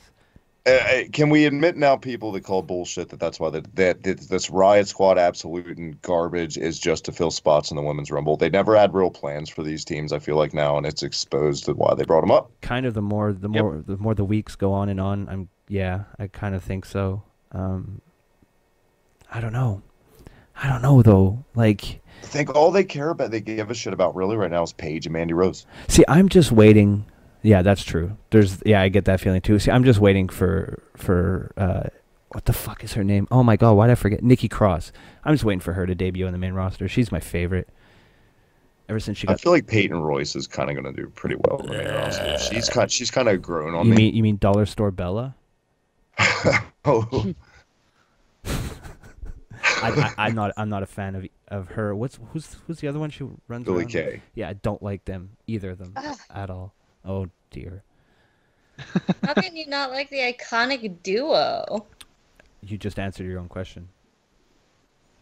Why? Two iconic queens. Oh god. You're just not liking them? How dare you? But they're like the Bella twins, but like the dollar store version. But they're not twins. They're not even sisters. They're like the GoBots and they're the Transformers, is what you're saying. They're Australian. Okay. Is that like a criteria that Australian I have to like you? Or is yes. that Billy Kay, she's all right, but I don't see as much upside in her as I do Peyton. I think Peyton's tremendous. Let me be, in the interest of full disclosure before Christina blocks me on Twitter. I have to admit you're probably gonna block me. I would never do such a thing. No. I would never block it. I'd mute you. I wouldn't block you. Blocking is for pussies. I still want you to be able to see what I'm talking about. Like I still want you to see my subtweets about you after I mute you and can't respond. I still want to be able to fight with you. Yeah, exactly. It feels like that's where this is going. We're eventually gonna fight. And it's gonna be good stuff. I can't wait. We can all agree on Nikki Cross being awesome, though. Yes. See, so there you go. Some common ground. Way to go, Travis. The peacemaker. There's my sensibility factor. There's the peacemaker right there, Travis. Go subscribe to his YouTube channel. Damn. No blood sports today. None here today, sir. Yeah, but I don't know. The whole like Riot Squad feels like an afterthought already. They are prominently featured on the show, but I don't see them. From what's presented so far, they're losing. Well, there you go. I was gonna say I don't see. And it's been a month, if that, right? You're supposed to be this badass new state. Well, even the Nexus won for a few months. There's this weird thing that if you want to be taken credibly, you have to win sometimes. It's really weird. It's amazing how that translates. It's all politics. It's all politics. No, but I mean, I don't see a big bright future for these women after the Royal Rumble. It does feel like they're being called up because of the Rumble. Logan, God, if one thing I've regretted us taking a break this past month or so is not missing all these incredible Sarah Logan moments. She's her own worst fucking enemy right now. She wasn't ready. I mean, I'm sure she was great as Crazy Mary Dobson, but she just, Yeah, I'm not a big fan, but she's fine. She just needs more seasoning. She was too soon to be called up. I think out of all of them, the one I think I have the most faith in is Ruby Riott. I think you have to have faith in Ruby Riott. She can fucking wrestle. She's got the Shimmer experience and all that. That's what I'm saying. Like from what I've seen, she's the one. Like in NXT, and since she's been on the main roster, she really seems the one. She seems to be the one that if I had to pick one and start my promotion, I'd be like, I pick that one. Like I think she'd be. Yeah, exactly. She was my starter Pokemon. She's my fighter. They got to start feeding her credibility soon, and that they got to soon. Key word there, because if you wait, you're going to stagnate her, and we see what happens. If I was WWE right after Royal Rumble, I'd get Ruby Riott to turn on Morgan and Logan, and then that's it. Like, because Liv Morgan, we have a better version of her in Alexa Bliss. I'm not a big fan of Liv Morgan. I don't really understand that. Or Carmella. Fired. Oh my god. You fired me again? I prefer Liv Morgan sometimes over Carmella. It just depends. God. Sometimes one of them have better matches than the other. Did you hear Alexa agrees with me? Oh my god. I think Alexa's ruining the show again. Yo. Alexa just freaked out. I had to unplug her. That's awesome. You see, she agrees with me. She agrees with my hot take about Ruby Riott and Liv Morgan. She's the arbiter of women too, so she speaks for all. Apparently. Oh, she just started playing some like gangster rap. What the fuck? Oh, that's how we live in. Apparently. Up next, we had a blink and you miss it match between the Ascension and the Bludgeon Brothers. Yeah, 45 seconds. It makes me laugh that the Fashion Police lasted significantly longer than them. When if you look at them side by side, like the Ascension, you would think would have a better shot. But that's just not the way things are. It was a squad. But I love the Bludgeon Brothers at first, but these dollar store Skyrim outfits, like coin a phrase, and the fact you got War Machine, AOP, all these other badass teams on the way. I think they're just warming up seats for guys like War Machine. I kind of like the gimmick. The hammers. I like the gimmick, but I don't like the way they're presenting the gimmick. You remember at the beginning when they were first doing those promos, and I said I hope they better come down to the ring with the hammers. I was wrong. The hammers are the hammers are kind of silly. Now that they're kind of out there, at least if they their finisher was they crack someone's skull with it, then they would make sense. But they're just glorified coat racks. Come on, use the fucking things. Triple H used the sledgehammer. Look where that got him. Just saying. If you're gonna have a piece of equipment that you bring down to the ring, use it. Yeah. I'm just saying. Well, they haven't really had need to use it, I guess. There is that. That's a good point. Oh, Travis decided to quit. He said, "Fuck you, bitches." It's okay. He'll be back. All right, the U.S. title tournament kicks off right here. We got Zack Ryder versus Mojo Rawley, the match that everybody was on the edge of their seat waiting for. But you're a big I love Mojo Rawley. You're a big Mojo Rawley fan, are you? I am. So you get hype? I'm hype 24/7, bro. Do you stay hype? I stay hype. Okay, fair enough. Fair enough. I won't question your hypeness. I'm gonna take you at your word here. I think you've earned that much. Oh, okay. Well, Travis doesn't want to come back, so Travis says bye, everybody. Bye. Okay, being a Mojo Rawley fan, you must have been happy with this match. I did like the aggression that he showed in this match. Very different from what we're used to. Kind of the goofy, Mojo Rawley that he was with Zack Ryder, or even before in NXT. And I think it's a nice kind of page-turning moment for him, where maybe you can get some momentum behind him, and that aggressive heel gimmick kind of works for him. I don't know what. Yeah. Go ahead. Well, his NXT and up through the main roster gimmick was just kind of a launch pad. He had to do something different at this point, or he would have fell flat, I think. Yeah, that's a good point. But no, I'm still not sold. But I think he's moving in the right direction here with this really aggressive. Because I mean, think of his entrance. He aggressively runs to the ring. You just make him frown while he does it, and it looks intimidating, right? So it works out for him. I think he's the right guy to do it. He does have a lot of fucking natural intensity when he's in the ring. Maybe it comes from his football playing days. Not that I know anything about playing football. But I used to play touch football with the ladies. Weird. Oh, come on. It was just a little innocent, heavy petting. Don't make it anything. We were all underage, so we were all the same. It's not like it was... Anyway, we're going to move on. Oh, this is awful. What a slippery slope you sent me down. I'm going to edit this out. Hey, you're on CNN. Don't see me on CNN. Shut up. You're on the news. Oh, no. So, Mojo Rawley's moving on in the United States Championship Tournament. All right. So, I guess they're... I mean, the modern-day Maharaja's going to beat everyone, but good for him. Modern-day Maharaja. Speaking of him, he cuts a promo talking about his WWE title run and how he's focused on the U.S. title and how he will defeat Xavier Woods next week to advance to the finals. Wait a minute. Are you a Jinder Mahal fan? Oh my God, do you even know me? Well, this is the first time we've spoken. I've followed you on Twitter. I know you like wrestling t-shirts and you watch everything. I mean, if you've ever read my Twitter bio, you would see that it says explicitly there that I'm the Lady Maharaja. Travis is back. Oh. Travis, sorry, my internet cut out. You just missed... The last words spoken were Lady Maharaja. Yeah, and then Travis showed up, so we know how to summon him now.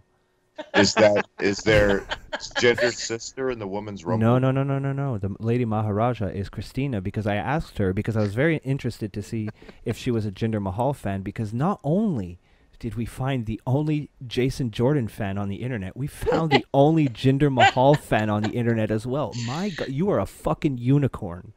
I'm not even a Jinder Mahal fan. Like, I'm a Jinder Mahal fanatic. Jinder Mahal, I frequently refer to Jinder Mahal as my father, my biological father. Do you call him daddy, or do you say he's my biological father? No, I say he's my dad. And when people talk about him, I say, don't fucking talk about my dad like that. See, that's I think he's in the wrong era. If he was in late 80s, early 90s, I think he could have been one of the biggest stars. Now, see, this is going to seem like a trolling question, but I can assure you it's not. I'm genuinely curious. Why do you like him? Why do I like him? Okay, I'm going to be like full disclosure. Okay. I was not really watching wrestling when he was doing like the 3MB stuff. I've caught up on it since, but I wasn't really like following wrestling at that time. And when he came back this time, I was like, oh, you know, he's cool or whatever. I didn't really care too much. But then when he started coming out with the Singh brothers, I was like, oh, I really like this guy. And I don't know. I like his look. I mean, I'm not going to like sit here and pretend like he's the most technically advanced sound, beautiful wrestler in the whole world. But I think that he's an awesome heel. He gets super lot of heat from the crowd for pretty much doing nothing. Yeah, she's definitely not wrong.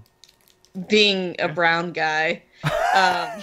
So it's just funny. He's hated pretty instantly for doing almost nothing, and I just think it's fucking brilliant. It's genius. I love the like celebration he had with all the dancers, the carpet in the middle of the ring, the Singh brothers speaking in Punjabi to people. It's all so good. I fucking love it. I don't think that's the kind of heat he's getting though. That's why I say in another era, like, okay, the biggest problem with the gimmick and trying to get the heat in this era is the internet, because everyone knows he's Canadian. So the automatically, but put this in the other era, like, you know, everybody who would have known. And like, he would have been huge in the 80s. He would have been huge. Yeah, but see, the thing about them people saying he's Canadian, what pisses me off is like, look at Jinder Mahal. He is fucking Indian. His parents are from India. Just because he doesn't live there, he's Indian. How dare you? He's Canadian. No. He's on our $5 bill, okay? He is of Indian descent. His family is from India. Oh, yeah, so you're of Indian descent. Canadian. It's like they're talking about... It's just ridiculous. People who say that are fucking nerds. I feel... Oh my God, I love it. The hot takes. You want to speak to your people in Canadian? Like, fuck off. You're like, hey there, bud.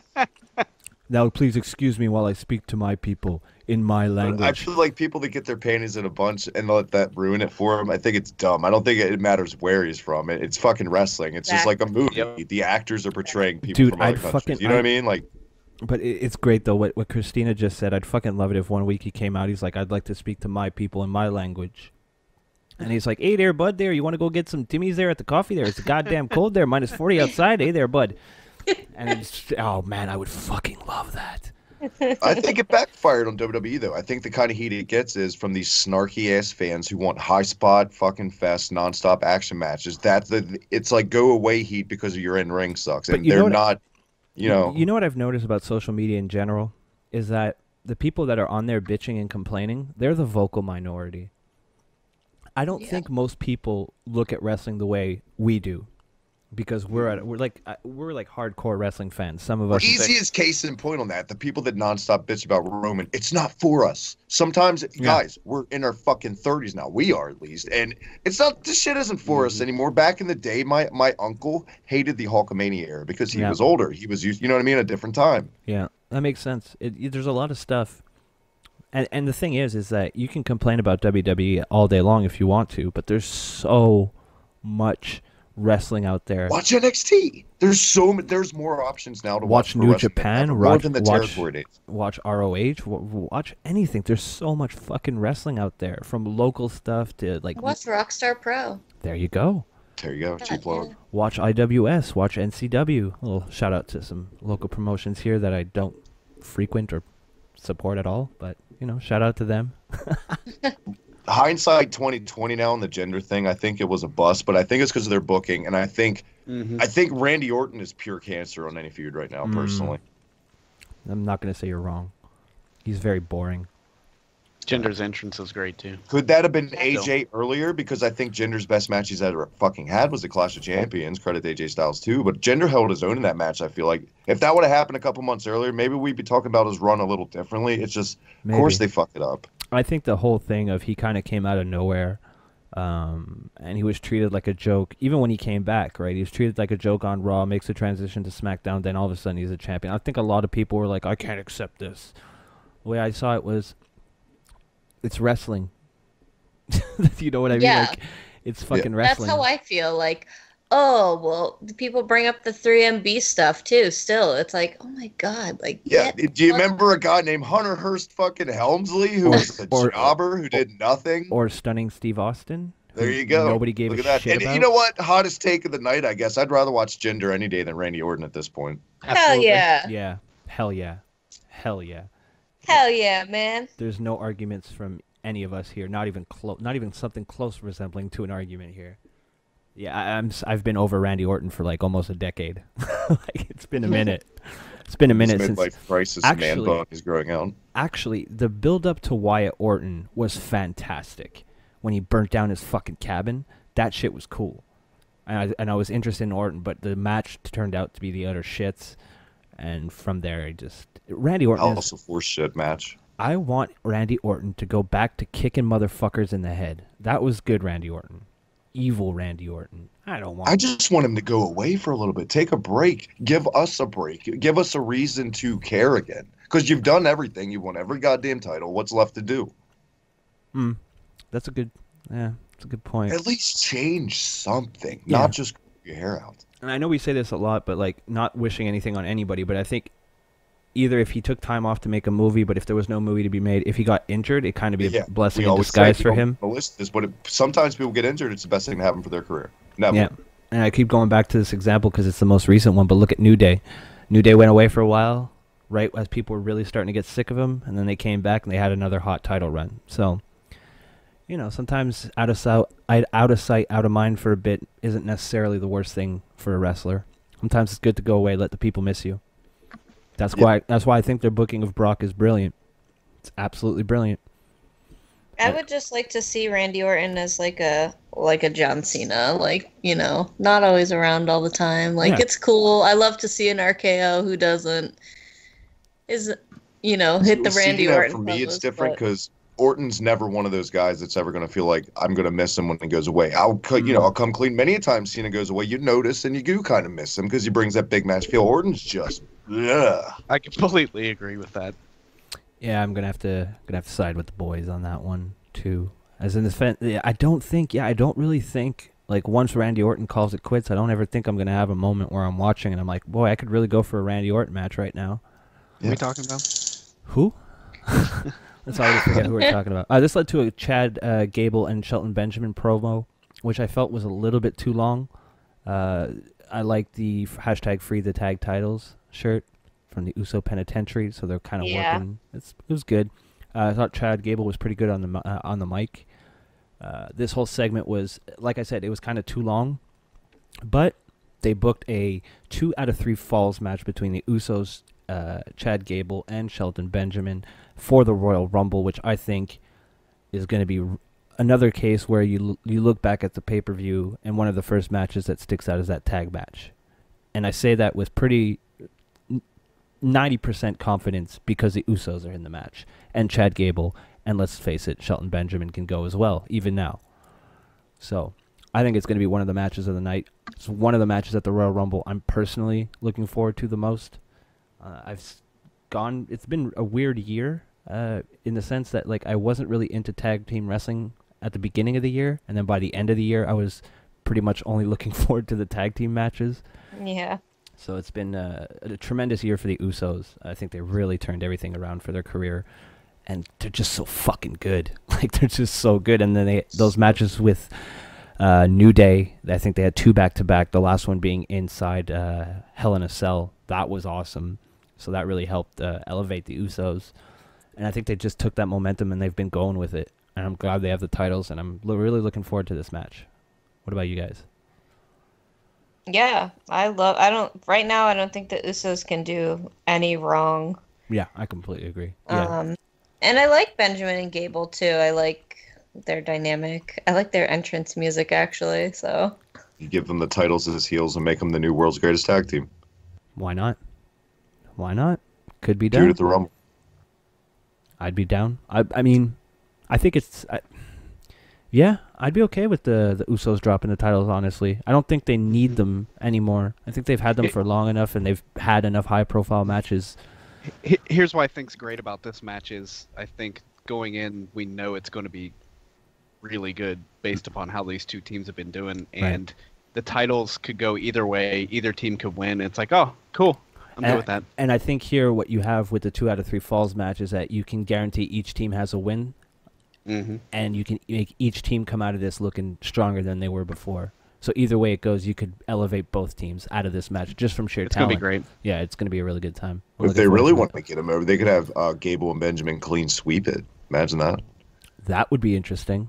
I think it would just be great to. And that would be like a first for a while. Well, that's what I was about that type of match. That's what I was about to say. I think it'd be interesting because we haven't seen that outcome in a while. It has been a minute. Yeah, exactly, exactly. I can't.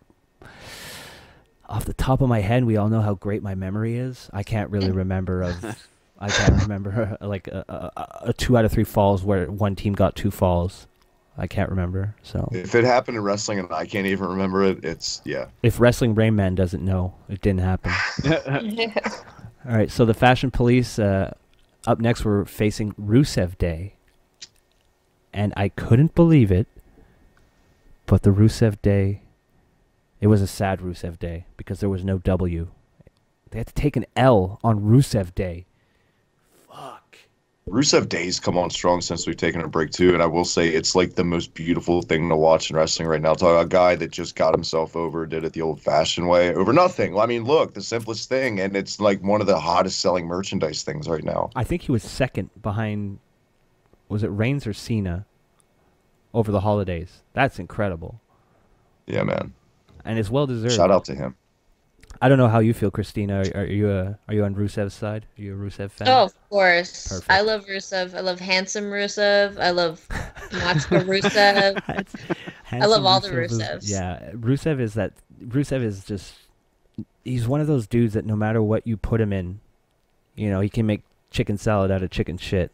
I just pictured the Alanis Morissette video with like all Rusevs and different ones. And I love that Corey said that the Fashion Police were wearing Rusev Vuitton pants. Oh my god, are you serious? I missed that. That's hilarious. He's like, look at them. Their pants were designed by Rusev Vuitton. That's classic. Everything is Rusev. I believe he was actually told, they're like, why don't you just calm down on the Rusev? Yes. Okay. Yes. Now I remember that. Yeah. He's Rusev this, Rusev that. I love it. Yeah. I think it was Saxon. He's like, you can't keep putting Rusev in front of things, Corey. Good times. Yeah. Oh wow, that leads us right to our main event. Jeez. Jeez Louise. Got through this. AJ Styles, Randy Orton, and Shinsuke Nakamura versus Kevin Owens and Sami Zayn. What a bunch of bullshit this fucking match was. Let me tell you how much a bunch of bullshit this match was.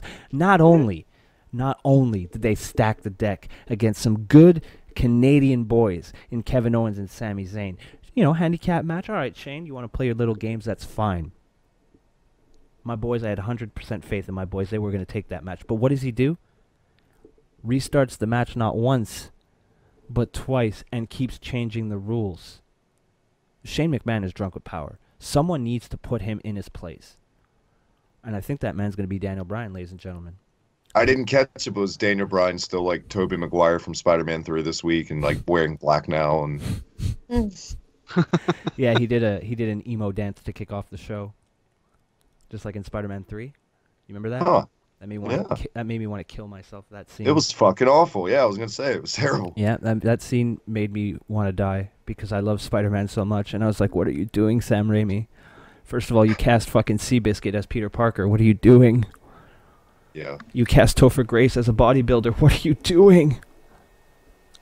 Ugh. Eddie Brock Lesnar. It's not a fucking big leap. Why didn't they get Brock? They should have got Brock. They could have gotten him for peanuts back then. It was before UFC. Hashtag woof. Wolf and a half. That has nothing to do with this match, but that's okay.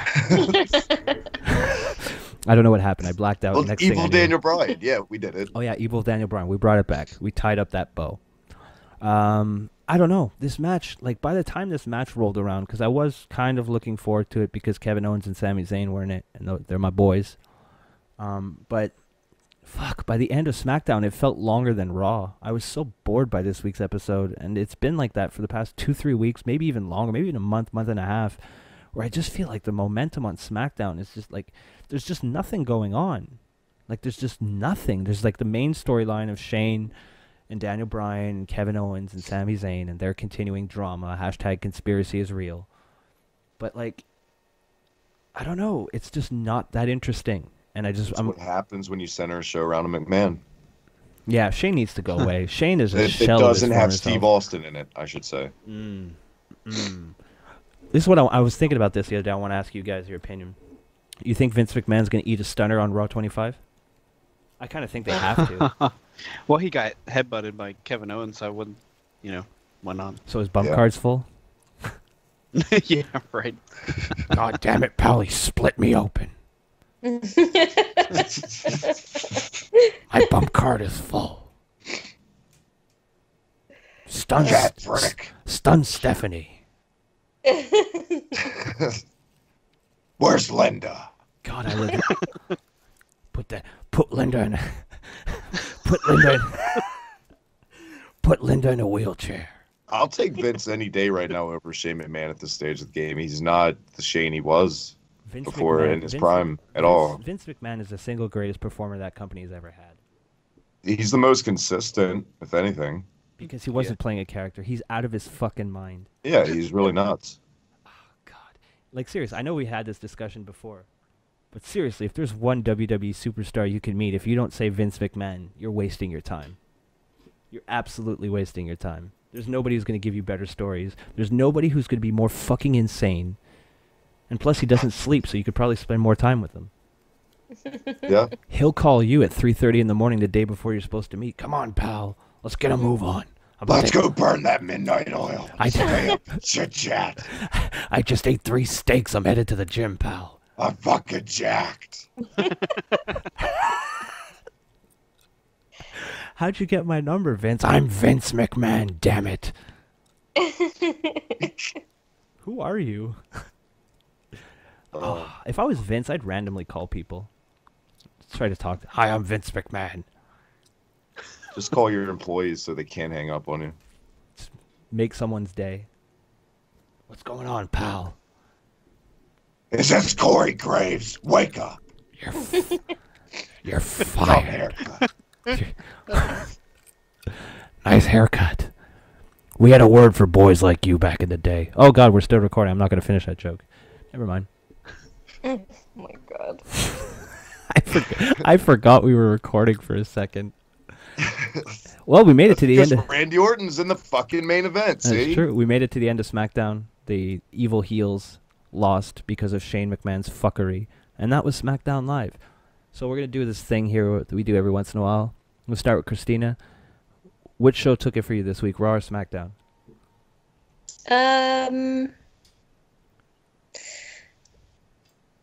You know what?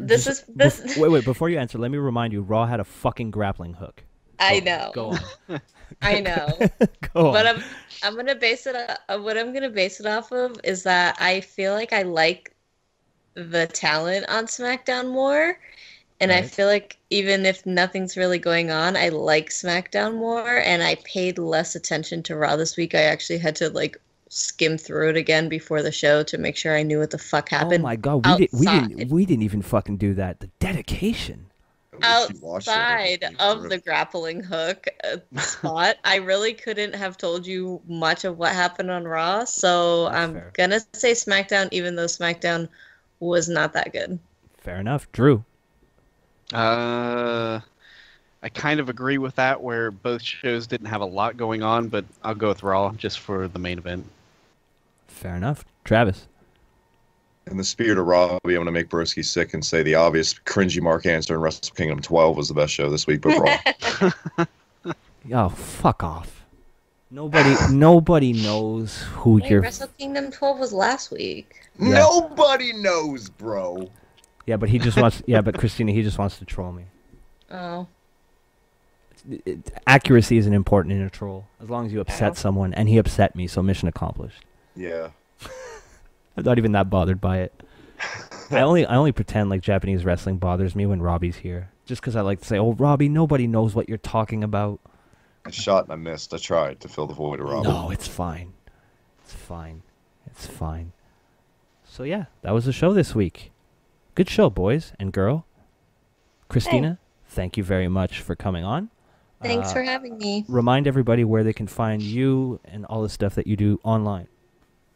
You can find me at I Don't Love That on Twitter and Instagram and Snapchat. And you can also find my show, Super Kickin' It, on Twitter at Super Kickin' It, and every Sunday on Periscope at 2 p.m. Eastern Time. It's good stuff. I saw it for the first time. And usually I watch Periscope streams for about 30 seconds. I watched yours for 45. No, I'm just kidding. I watched most of it. I'm just kidding. I watched most of it. It was really, really good. And that's like I said earlier, that's the whole reason why I had you on. So door's always open. If you want to come back on, you're more than welcome, as far as I'm concerned. I don't know if Drew will have you back because, you know, the whole Battle of Ohio thing. But the Chillicothe death match. Right. Book it. We're going to book it. We're book it. Drew, where can people find you on the internet? What the hell do you do there? At I'm Fired on Twitter. And at Drew Ortman, at PW Journal, at Kayfabe Today, at Parade_Gaming, and KayfabeToday.com. Right on. Travis, the busiest man on YouTube. What's going on with you? On Twitter, at the HibickiTMD, HibickiTMD on YouTube. Check Drew and I out, Never Do Your Dime, every Sunday on Grapple Vision. Check out Slam Pigs Podcast, The Reset Button, Slam Pigs Union Smack with Dear Sweet Robbie. And more to come. More streaming and gaming goodness in the future with the new equipment. Yeah, Travis got a whole bunch of new gear. New equipment. So, you know, the nerd side of me is like, ooh, new computer stuff. Yay. Even though I got hate... new goodies from Santa Sack. Even though... Ugh. Ugh. Oh, this got gross real quick. As for me, a little announcement for this show. Starting next week. Not sure of the night yet because there might be another show on Thursdays, but we'll get the board out there. We are taking Kayfabe Today. Not only are we bringing it to Grapple Vision, but we're going live. So no more outs for me. No more outs for me. I have to be careful what I say at all time. Like today I would have finished that joke and it would have been broadcasted to 25,000 subscribers, so that would have been horrible. But luckily, since I'm editing, I stopped myself. I don't have that luxury starting next week, but I'm very excited to take the show live. It's going to be a whole different animal. It's very different. I'm looking forward to interacting with the chat while we're recording. That's going to be fun. But,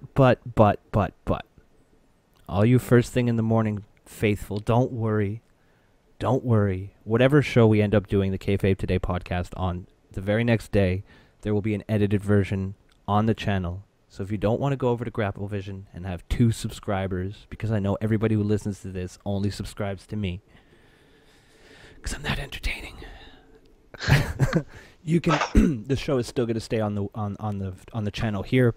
It's just if you want to hear us live, if you want to interact with us, ask us questions while we're doing the show, now you can over at Grapple Vision. I'll leave a link in the description. Be sure to click on it and go subscribe. You know, because Tonka needs more money. As far as my hiatus from YouTube, this is the first step to me coming back. I'm moving on Sunday. Probably going to set up everything, my green screen and all that stuff, on Sunday after I move. So I'm hoping next week I'll start getting some gaming videos. I'm going to there's some stuff with Broski's Love Shack I'm looking at doing a little bit different than what you guys are used to. but that's coming very soon, as well as some comedy skits. I want to do more involved comedy skits with actual scripts and actors and stuff like that. So that's coming in 2018. So stay tuned to that. And please stop unsubscribing. Christ, I go away from a month and you people unsubscribe, you fickle fucks. Jesus Christ. I lost like 10 subscribers this month. And YouTube took away my video. So if you look at my... YouTube banned a video that's... Well, not banned, but like removed it. That was like 7 years old of me skateboarding. And I don't understand why it got removed. But like it had a bunch of views. So now if you go look at my Social Blade, my views are in the negative. It's very upsetting. Very depressing. Cocksuckers. But we're turning it around right now with this show. The Kayfabe Today podcast. Be sure to join us next week live on Grapple Vision. You are the perfect drug, the perfect drug, the perfect drug.